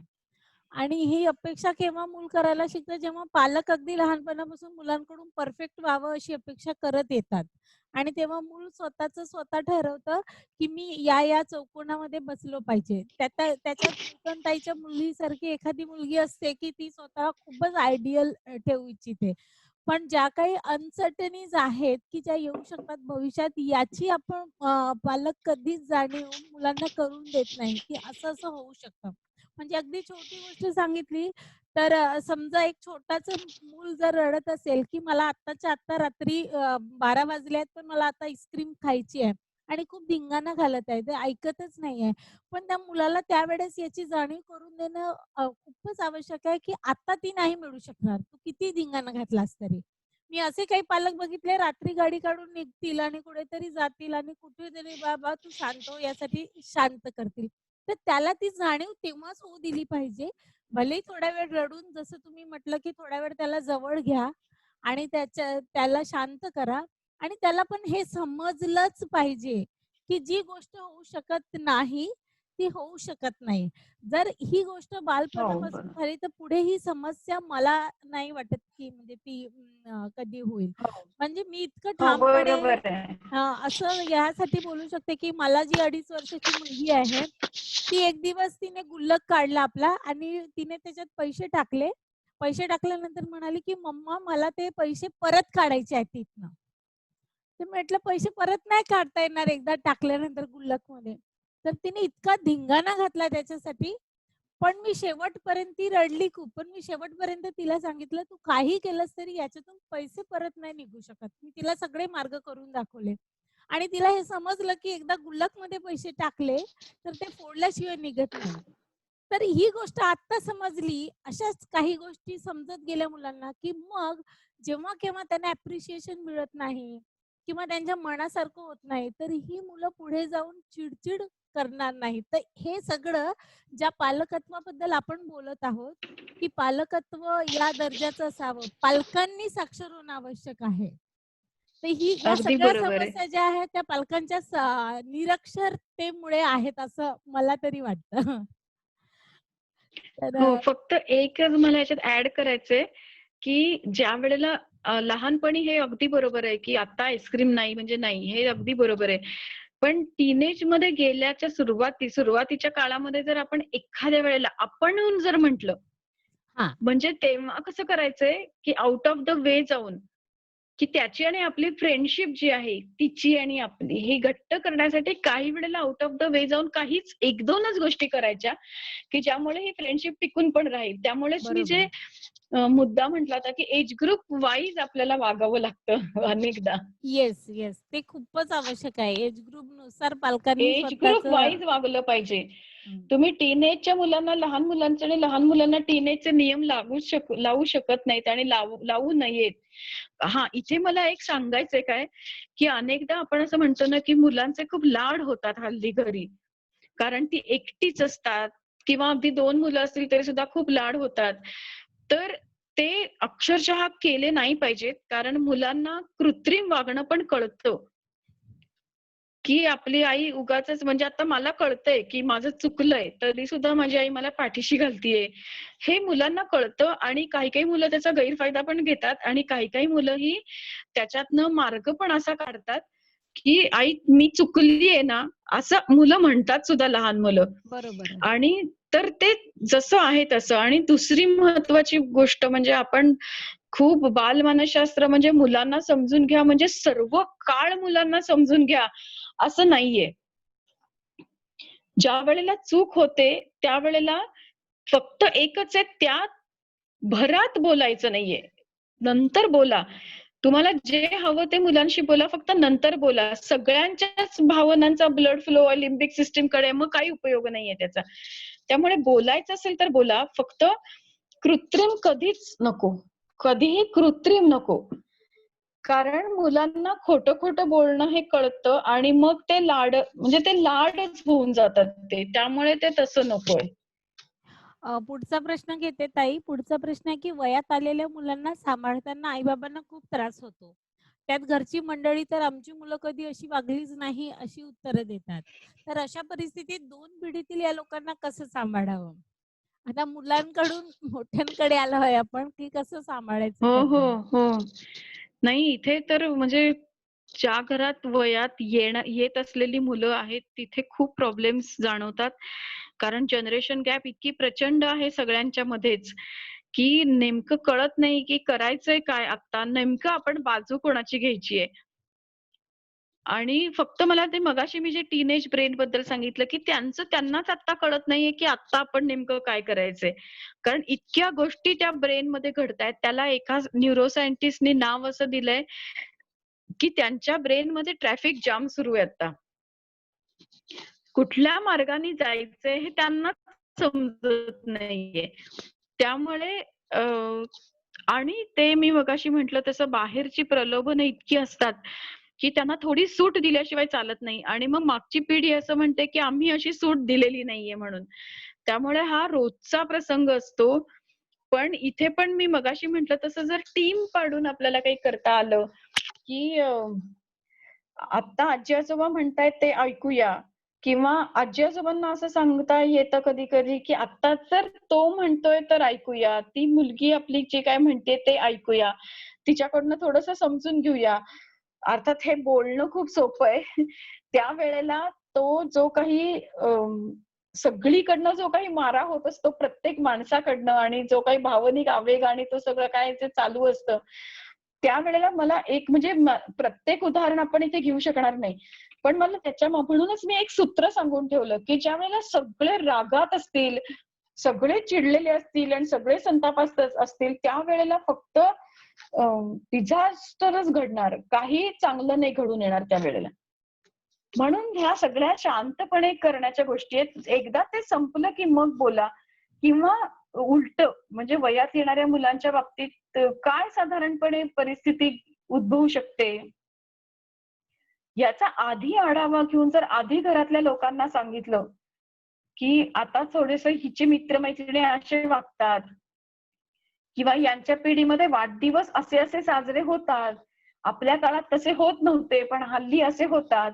किंवा टीनेजर्स पालक जर आपल्याकडे असतील इथे असतील तर सगळ्यांना माहिती असेल, की रात्री मुलांचं जागरणाचं प्रमाण खूप वाढलंय. ते 11-12 तर काहीच नाही. त्याच्या पुढेच सगळे मित्र-मैत्रिणी ऑनलाईन येतात आणि मग आम्ही त्याच वेळेला असणं आवश्यक आहे. तर या सगळ्या गोष्टींना तुम्ही 11वी-12वी पर्यंत फार तर बंधनं घालू शकता, पण पुढे नाही घालू शकत जास्त करून.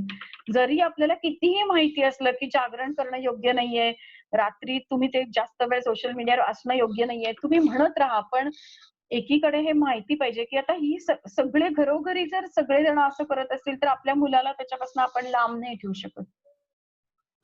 ओके. एक पुढचा प्रश्न घेते ताई. ते म्हणतात, की खेळात हरायला आल्यावर माझी मुलगी चिडचिड करते. तिला कितीही समजवले, की खेळाचा आनंद घ्यायचा असतो, जिंकणे महत्त्वाचे नसते, तरी ते तिला समजत नाही. तर अशा वेळी मी काय करावे? ती मुलगी आहे केवढी मुळात? ओके. त्या चॅट बॉक्समध्ये ते लिहितीलच. तोपर्यंत पुढचा प्रश्न घेते, की नाही एक तोपर्यंत याच 8 वर्षाचं. अच्छा. हां, 8 वर्षाची आहे. मला असं वाटतं इथे आई-बाबांनी काही नाही करायचंय. ऐकून घ्यायचंय फक्त. कारण हे जे काही धक्के आहेत आणि हे जे काही वर्तनामध्ये बदल होण्याची जी काही शक्यता आहे ना, ही मित्र-मैत्रिणींमध्येच होते. कारण ज्यावेळेला तिच्या हे लक्षात येईल, की आपण दरवेळेला रडतो आणि मग आपण मित्र-मैत्रिणींमध्ये परत कसे जाणार खेळायला? आणि खेळायला गेलो, तर ते आपल्याला हसतील किंवा ते म्हणतील, की "नाही तुझ्याशी आम्हाला नाही खेळायचं का तर तू रडतेस आणि तू डाव सोडून निघून जाते." मग त्यावेळेला तिलाच हे लक्षात येईल, की आपल्याला हे वागणं बरोबर नाहीये. त्यामुळे काही प्रत्येक गोष्टी आपणच करायला पाहिजेत असं नाहीये. थोड्या गोष्टी त्यांना मित्र-मैत्रिणींकडनं पण शिकू देत. थोड्याशा जरा काहीतरी निगेटिव्ह काहीतरी कधीतरी काहीतरी घडू देत त्यांच्या बाबतीत. त्याच्यातनंच ते शिकणार आहेत. काही वेळेला अगदी शाळेमध्ये सुद्धा काही शिक्षा होऊ दे, त्याच्यातनं जी काही जडणघडण होते ती वेगळीच होते.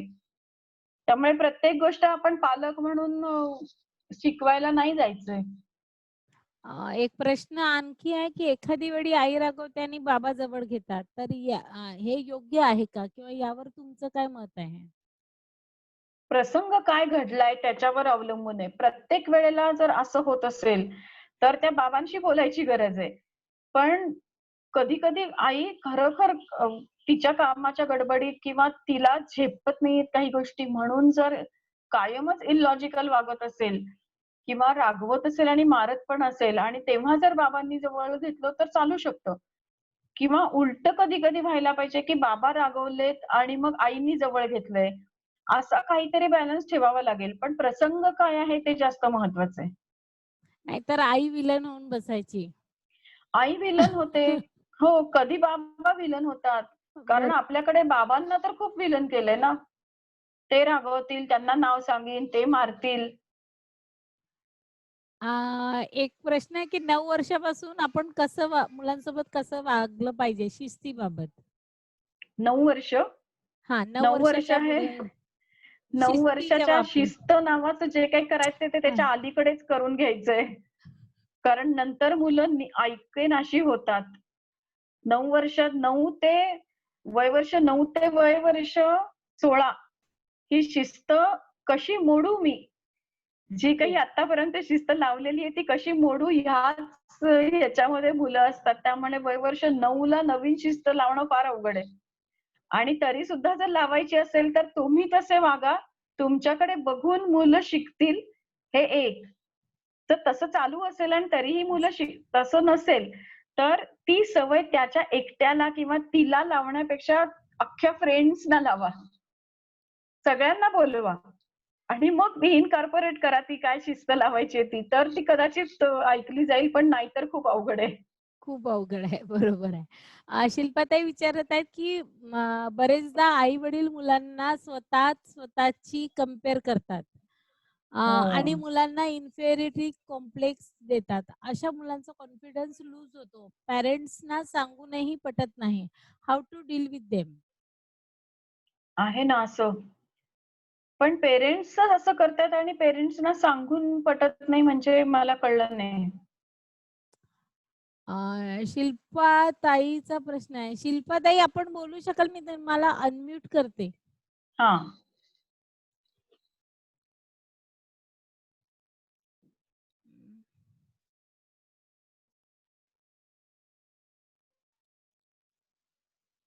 शिल्पाताई? नाही ते अनम्यूट होत नाहीयेत.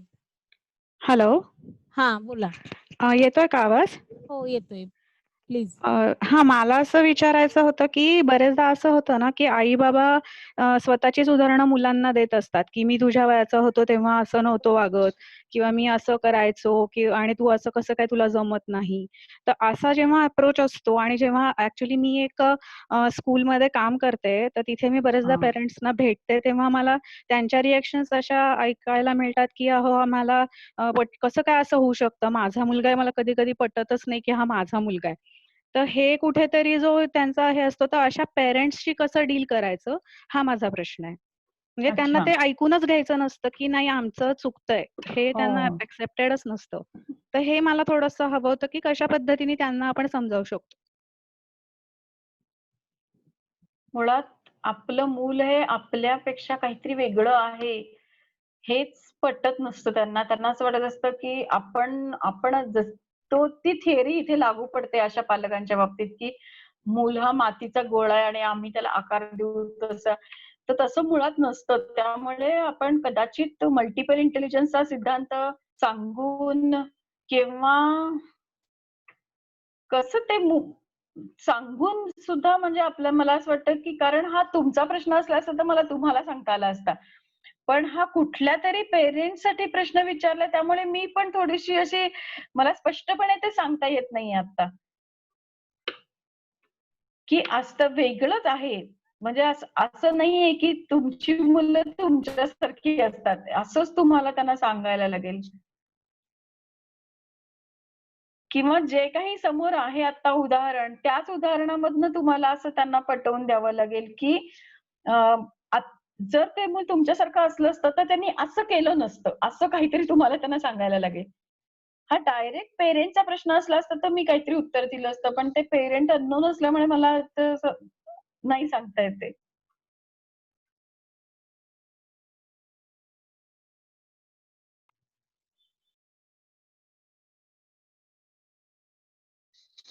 मला आवाज ऐकू येत नाहीये.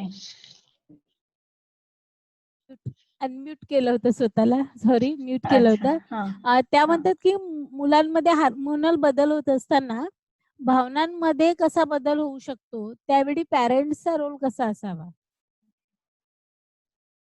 हा आपला झाला खरं म्हणजे घेऊन, की हार्मोनल बदल होत असताना मुलांच्या ब्लड फ्लो मध्ये चांगला बऱ्याचपैकी बदल होत असतो. मगाशीच म्हटल्याप्रमाणे, की त्यांचा निओकॉर्टेक्स कडनं ते डिसिजन घेत नाहीत, तर लिम्बिक सिस्टीम कडनं ते डिसिजन घेतात आणि म्हणून टीनेजर्सचे डिसिजन हे वेगळे असतात इतरांच्या डिसिजन्स पेक्षा. आणि त्यावेळेला त्यांना हाताळायचं त्याच वेळेला असं नाही, कोणालाही कुठल्याही वेळेला हाताळायचं असेल तर ती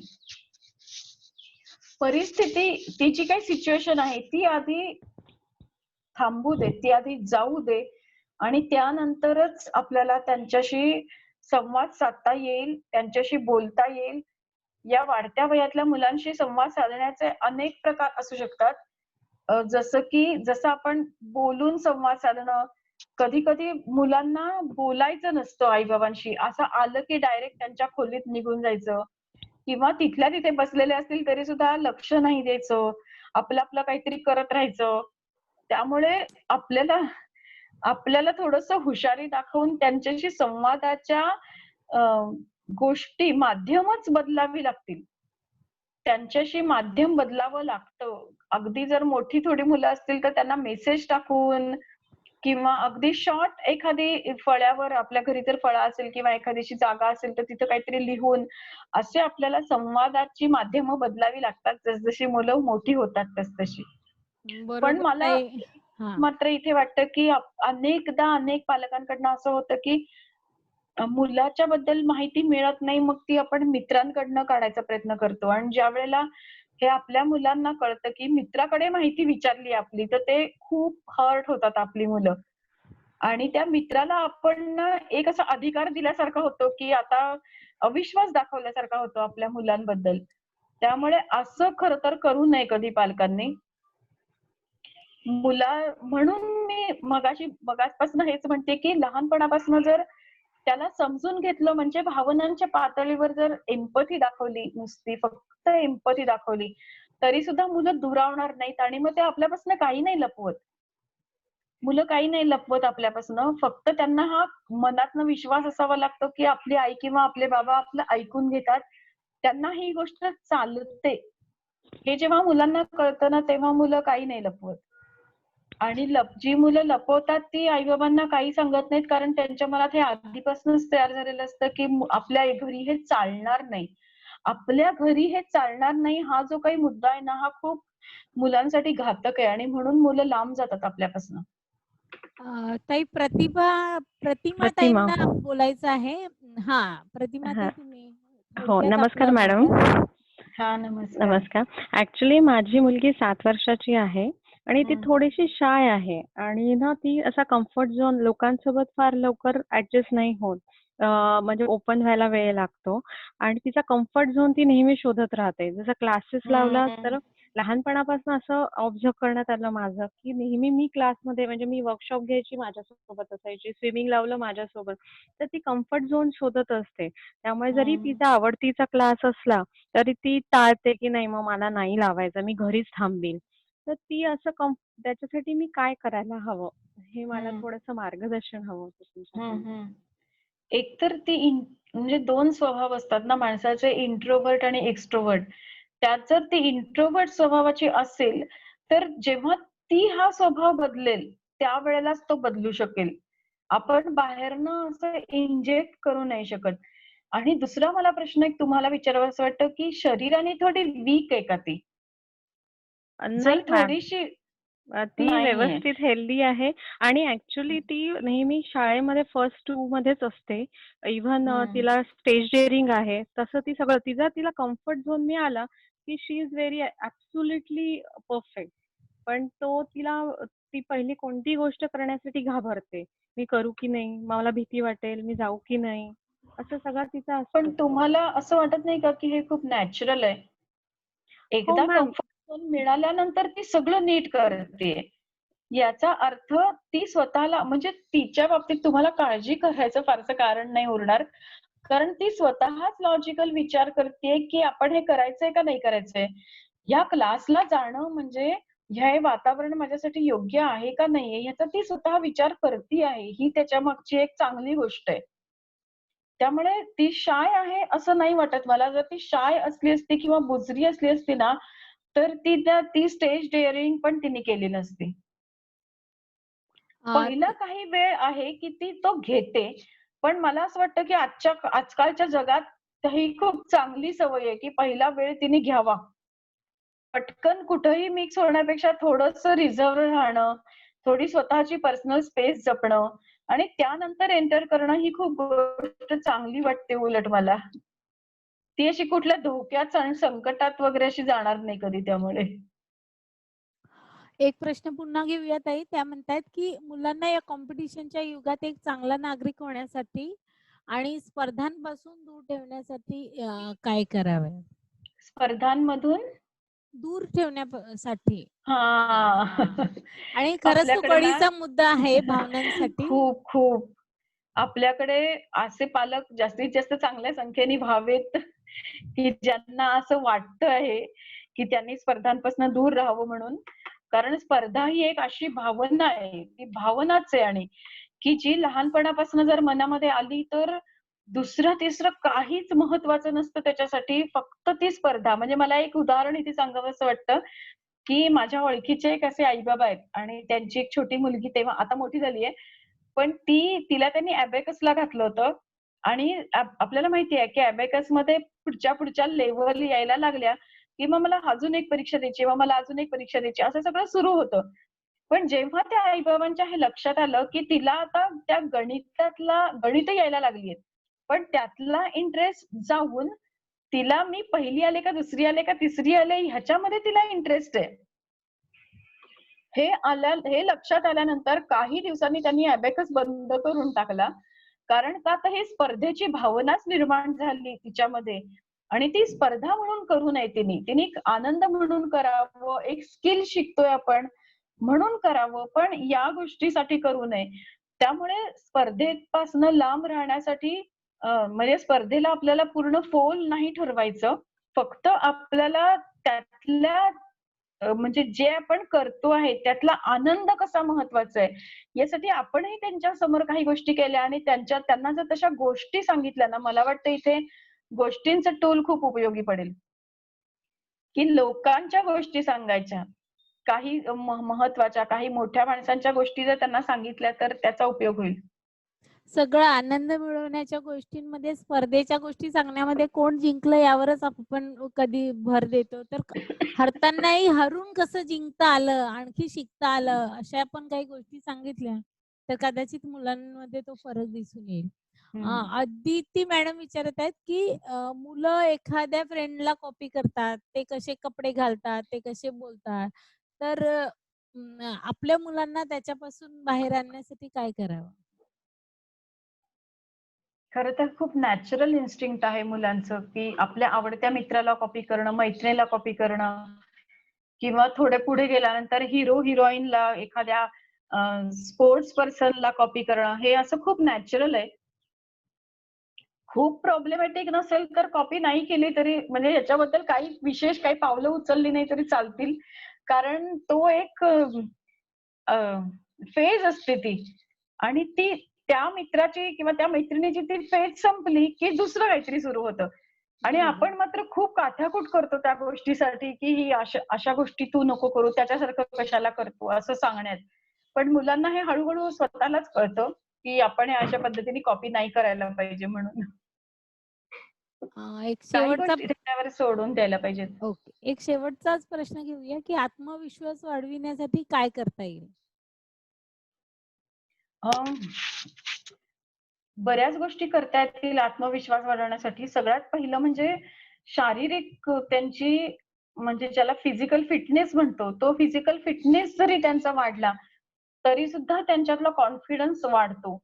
त्यामुळे इथे आपण लक्ष द्यायला पाहिजे. खेळणं आताच्या काळात शक्य नाहीये, पण थोडंसं खेळणं याच्याकडे लक्ष द्यायला पाहिजे. दुसरं आत्मविश्वास वाढवण्यासाठी मला नेहमीच असं वाटतं की जे आत्ता येतंय म्हणजे मुलं एक थोडा वेळ घेऊन ही गोष्ट सांगते मी की समजा की आपण उदाहरण घेते मी की समजा चित्रकला आहे, त्याच्यानंतर मैदानी खेळ आहे एखादा, त्याच्यानंतर हस्ताक्षर आहे किंवा कोणाशी तरी चांगलं वागणं आहे. अशा 4 गोष्टी जर आपण घेतल्या आणि त्यात प्रत्येक गोष्टीत मूल कुठेतरी कमी आहे, कुठेतरी जास्त आहे.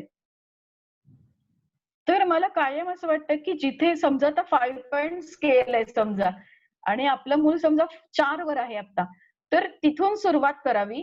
4 वरून 5 वर न्यावं आणि त्यानंतर ज्या गोष्टी कमी आहेत त्या 1 वर असेल तर 1 वरून 2 वर न्यावं, त्यानंतर करावं. पण पहिलं मला वाटतं की जिथे 3 वर आहे तिथनं 4 वर, 4 वर आहे तिथनं 5 वर न्यावं आणि त्याच्या पुढची स्टेप म्हणजे मग एकावरनं 2 आणि 2वरनं 3 आणावं. आता ते तुमच्या मुलाच्या बाबतीत तुम्ही बघा की आता ते मुलात चांगलं काय आहे, ते जे थोडं चांगलं आहे ते जास्त चांगलं होण्याचा प्रयत्न करा.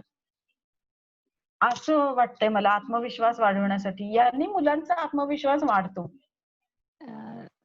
बरोबर ताई. आता एक शेवटचा प्रश्न माझ्याकडनं विचारते. तो माझा प्रश्न आहे. काही दिवसांपासून मी भावनिक बुद्धिमत्ता यावर अभ्यास करतेय. डॅनियल गोलमनचं पुस्तक वाचलंय आणि त्याच्यात EQचं काय महत्व आहे ते पण मी वाचलं आहे. तर हे सगळं वाचत असताना एक पालक म्हणून माझ्या मनात सहज विचार आला की ओके, EQ हा खरंच खूप महत्वाचा आहे आणि जो आयुष्यामध्ये सक्सेसफुल पर्सन होण्यासाठी आपल्याला उपयोगी पडतो. पण जर एखाद्या व्यक्तीकडे, एखाद्या मुलाकडे फक्त EQ आहे, फक्त EQ आहे. हां, ठीक आहे. म्हणजे आपण म्हणतो की 80% EQ असायला पाहिजे आणि 20% काम फक्त IQ करतो. पण समजा तो काही मुलं असतात की नाही अभ्यासात हुशार, पण त्यांचा EQ चांगला असतो.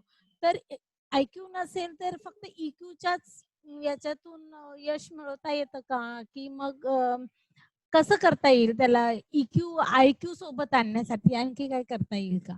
नाही, EQ त्याचा चांगला असेल तर त्या EQचाच उपयोग आपल्याला IQ वाढवण्यासाठी करता येईल.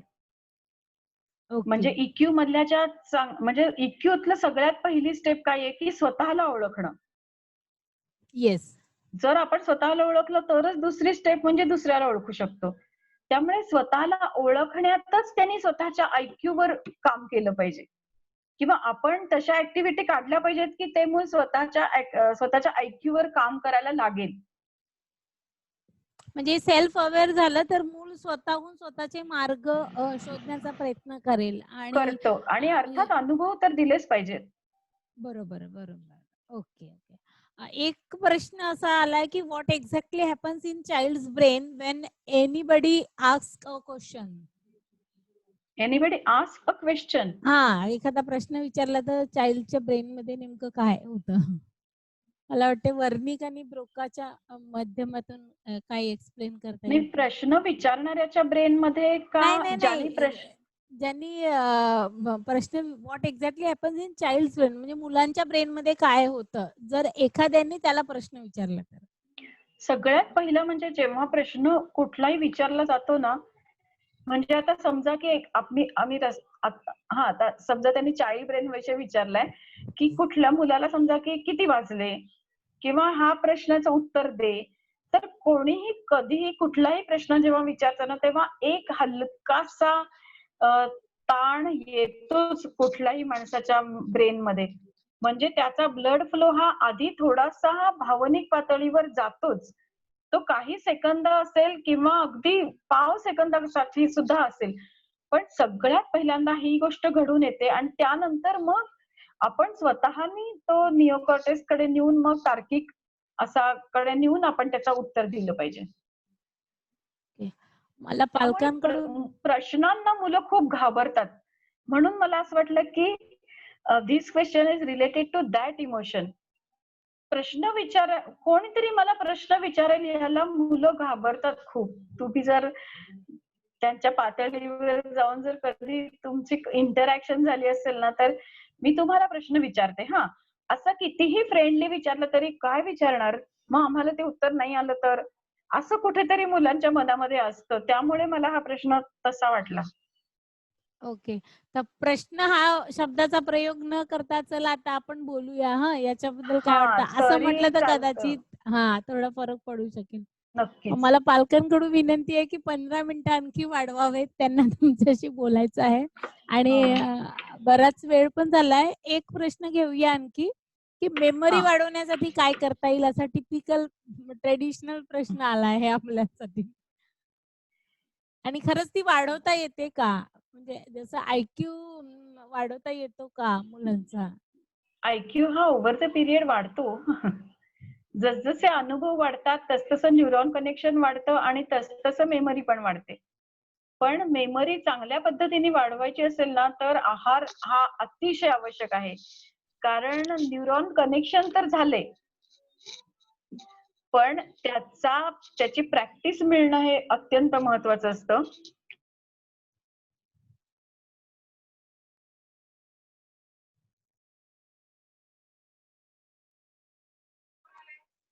ताई अनम्यूट करा स्वतःला ताई. अनम्यूट करा, तुमचा आवाज येत नाहीये. 1 मिनिट. अनम्यूट करा ताई. हां, आता केलं. आता बोला. हां, तर 2 गोष्टी असतात मेमरी वाढवण्यासाठी. पहिली गोष्ट म्हणजे न्यूरॉन कनेक्शन व्हायला पाहिजेत. न्यूरॉन कनेक्शनच झाले नाही, मुळातच काही शिक्षण झालेलं नाहीये, तर मग मेमरी वाढणार नाही. त्यामुळे आधी न्यूरॉन कनेक्शन झाले पाहिजेत. आणि न्यूरॉन कनेक्शन झालेले टिकण्यासाठी दुसरी गोष्ट म्हणजे प्रॅक्टिस पाहिजे. प्रॅक्टिसने मेमरी वाढते. आणि तिसरं म्हणजे योग्य पद्धतीचं न्यूट्रिशन पाहिजे. प्रोटीन इंटेक चांगला पाहिजे. तो असेल तर ज्याला आपण म्हणतो ना मायलिन शीथ आपण ऐकलं असेल बहुतेक जणांनी. मायलिनचा ते थर. मायलिन शीथ कशामुळे तयार होतं? तर ते प्रोटीन्समुळे तयार होतं. त्यामुळे 3 गोष्टी अशा या बऱ्याच गोष्टी सांगता येतील मेमरीसाठी. पण मुळात हे पाहिजे की इंटेक चांगला पाहिजे प्रोटीनचा. त्याच्यानंतर पाणी पीत राहायला पाहिजे. पाणी जर कमी पडलं ब्रेनला तरी सुद्धा मेंदू नीट चालत नाही. त्यामुळे पाणी पाहिजे, त्याच्यासाठी व्यायाम पाहिजे, मग ऑक्सिजन मिळाला पाहिजे. या सगळ्या गोष्टींनी मेमरी वाढते. मेमरी पिल्स घेऊन नाही वाढणार. पण मेमरी पिल्स मध्ये जर प्रोटीन असेल तर वाढेल. त्यापेक्षा आपण खाण्यातनं प्रोटीन घेतलेलं जास्त चांगलं. येस. प्रदीप सर तुम्ही स्वतःला अनम्यूट करू शकता आणि आपला प्रश्न विचारू शकता. हां सर प्लीज. नमस्कार मॅडम. मला फार बरं वाटलं की आपण खूप छान प्रश्नांची उत्तरं दिली. म्हणजे बऱ्याचशा प्रश्नांच्या मुळापर्यंत जाऊन तुम्ही आम्हाला खूप चांगली माहिती दिली. त्याबद्दल पहिला तुमचे आभार. आणि आता आपला एक प्रश्न होता की मुलांना प्रश्न विचारलेले आवडतात किंवा आवडत नाहीत. तर मी याच्यामध्ये असं करतो की मी मुलांना खेळून दमले की असं खेळता खेळता प्रश्न विचारतो. आणि माझा मुलगा मला विचारतो की बाबा मला आज 4 प्रश्न विचारा ना काहीतरी.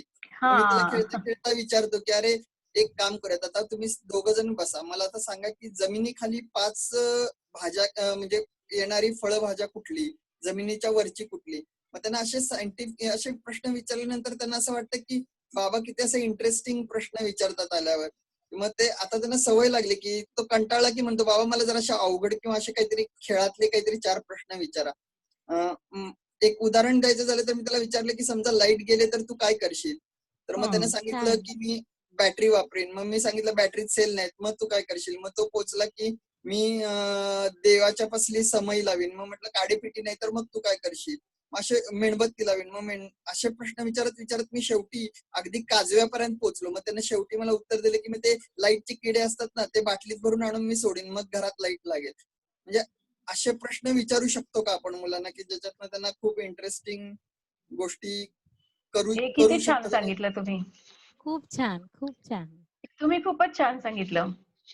Thank you madam. पण मुलांना प्रश्न म्हणजे ना ते अभ्यासातले प्रश्न वाटतात आणि म्हणून त्यांना ते सोडवायचे नसतात किंवा बरोबर. नाही प्रश्न नको, किंवा मी माझ्या अभ्यासात एक असं केलं होतं की तुम्ही मला प्रश्न विचारा, ओके. कारण त्यांच्यातली क्वेश्चनिंग ऍबिलिटी पण वाढली पाहिजे. त्यामुळे तुम्ही हे उलट पण करून बघा की आता तू मला प्रश्न विचार. आणि विशेष म्हणजे सगळे प्रश्न मला म्हणजे याचे वाटलेत, इमोशनल क्वेश्चनचे वाटले सगळे प्रश्न, की ज्याच्यावर काम म्हणजे ते माहिती मिळवणारे नव्हते, तर तो त्याच्याबद्दल कसा विचार करतो, चॅलेंजेस आले तर तो कसा फेस करतो, या संदर्भातले होते आणि ते खूपच महत्वाचं आहे. असे प्रश्न मुलांना आवडतात की ज्याच्यात काहीतरी आव्हान आहे वेगळं. खूप वेळचा सुरेखा मॅडमनी हात वर केलाय, रेज हँड, तर मला माहिती नाही की तो चुकीने झाला आहे की काय. मॅडम तुम्हाला बोलायचं असेल तर तुम्ही स्वतःला अनम्यूट करू शकता. सुरेखा मॅडम. नको. आणखी कोणाला प्रश्न विचारायचा असेल, एक 5 मिनिटं आहेत फक्त, तर तुम्ही चॅट बॉक्स मध्ये लिहू शकता. What is the effect parents' mood of on questioning? Does it affect? But which श्रुतीताई, एक type of प्रश्न. questions you wanted to ask them? Which type of questions? Sorry. Which type of questions you wanted to ask? Okay.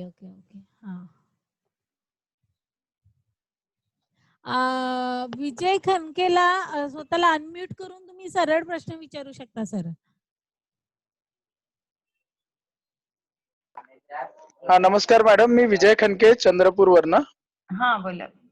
जेव्हा मुलांना thought प्रोव्होकेटिंग questions आपण विचारतो, प्रश्नांचा प्रकार आहे, आपण विद्यार्थ्यांना, मुलांना विचार करण्यासाठी भाग पाडणारे जे प्रश्न असतात, त्या प्रश्नाच्या संदर्भात एखादा शिक्षक, एखादा पॅरेंट जर ज्या मूड मध्ये असतो त्या मूडचा काही इफेक्ट पडतो का, हा माझा साधा सोपा प्रश्न आहे.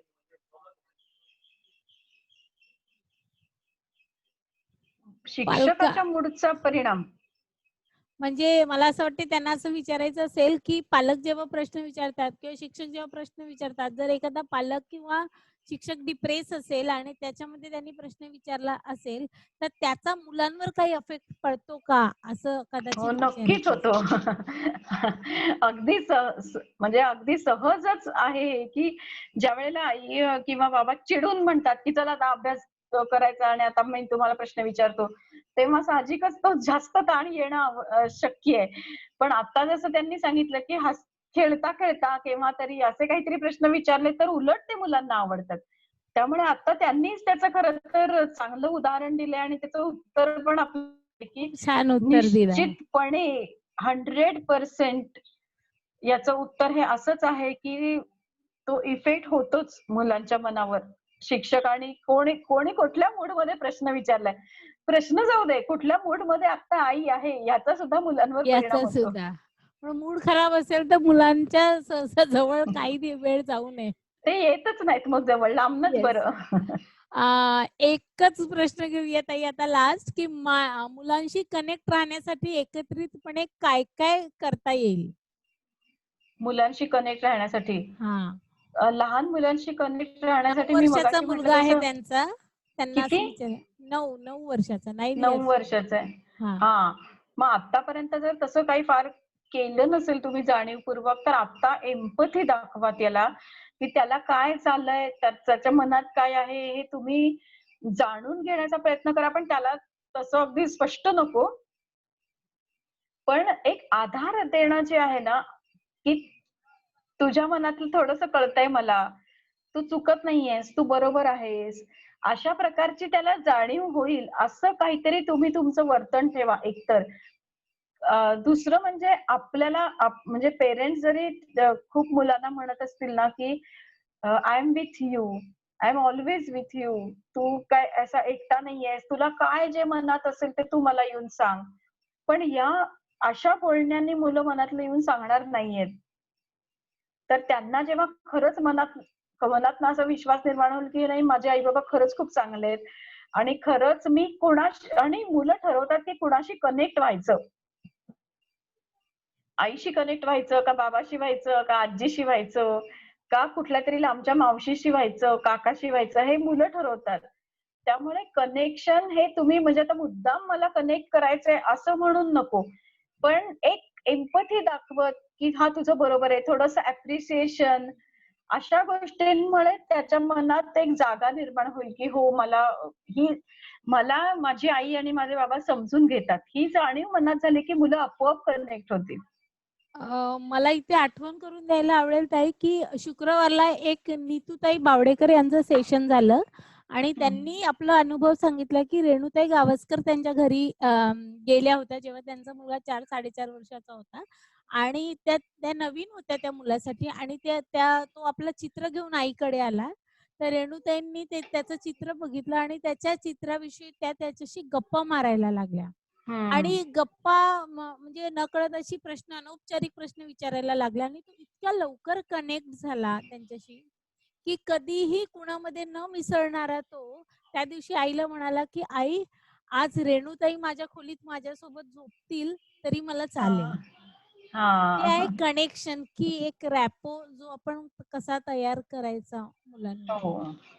फक्त काय होतं की आईबाबांना हे थोडं अवघड वाटतं कारण त्यांना शिस्त पण लावायची असते, त्यांना अभ्यास पण करून घ्यायचा असतो, त्यांना कधी कधी रागवायचं पण असतं. त्यामुळे आईबाबांसाठी ही खूप अवघड गोष्ट आहे की कनेक्ट साधणं मुलाशी. बरोबर सोपं नाहीये, पण आपण प्रामाणिकपणे आणि प्रेमाने प्रयत्न केले तर ते नक्की होईल. ओके. ताई आपल्या पालकांना तुमचा ईमेल आयडी हवा आहे तर जर तुम्ही ईमेल आयडी सांगितलं तर मी चॅट बॉक्स मध्ये टाईप करते. contact@shrutipanse.com. Weight contact@shrutipanse.com.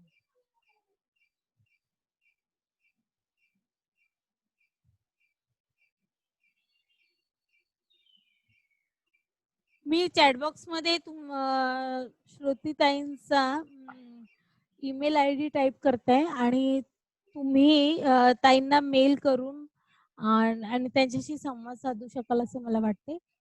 खूप खूप खूप धन्यवाद ताई. तुमचं इतका बिझी शेड्यूल असतं मला माहिती आहे आणि या काळात तर तुमची खूपच गरज आहे. म्हणजे खरं तर हेल्थ डिपार्टमेंटच्या डॉक्टरपेक्षा जास्त तुमची गरज आता आम्हाला आहे की मुलांचं आरोग्य धोक्यात आहे, मानसिक आरोग्य पालकांचं सुद्धा मानसिक आरोग्य धोक्यात आहे आणि त्यामध्ये तुमच्यासारखे डॉक्टर असं मार्गदर्शन करून नक्कीच आम्हाला दिलासा मिळतो. ताई एक आता हे तुमचं दुसरं सेशन झालं. आम्ही शेवटी या पूर्ण सिरीजच्या शेवटी एक प्रश्न तुमचे उत्तर आमचे हे एक पॅनल डिस्कशन असणार आहे आणि त्यामध्ये सगळे एक्सपर्टीज सोबत असतील आणि पालकांचे फक्त प्रश्न असतील आणि आपली उत्तरं असतील. तर त्या सेशन साठी तुम्हाला लास्टला म्हणजे जवळपास 25 जूनच्या जवळपास ते सेशन होईल. तर आमच्यासाठी ती डेट तुम्ही ठेवा म्हणजे आम्हाला पुन्हा एकदा तुम्हाला ऐकता येईल. हो नक्की नक्की. खूप खूप खूप धन्यवाद ताई. Thank you very much. सर्व पालकांकडून आणि बालशिक्षण परिषदेकडून मी आपले आभार मानते. खरं तर ते औपचारिक आहेत पण तुमची मदत मला नेहमीच होत राहिली आहे. Thank you very much. नक्की नक्की नक्की. तर सर्व पालकांना विनंती आहे, खूप छान सेशन आज आपण सत्र अनुभवलेलं आहे. पुन्हा भेटूया पुढच्या बुधवारी आणि आपल्यासोबत असतील डॉक्टर दिनेश नेहते. मुलांच्या आवडी-निवडी या विषयावर ते आपल्याशी संवाद साधणार आहेत. आपण सर्व याच प्लॅटफॉर्मवर बुधवारी बरोबर 4 वाजता भेटणार आहोत. आणि धन्यवाद सर्वांना. Thanks for joining this session. Thank you very much ताई. थँक्यू.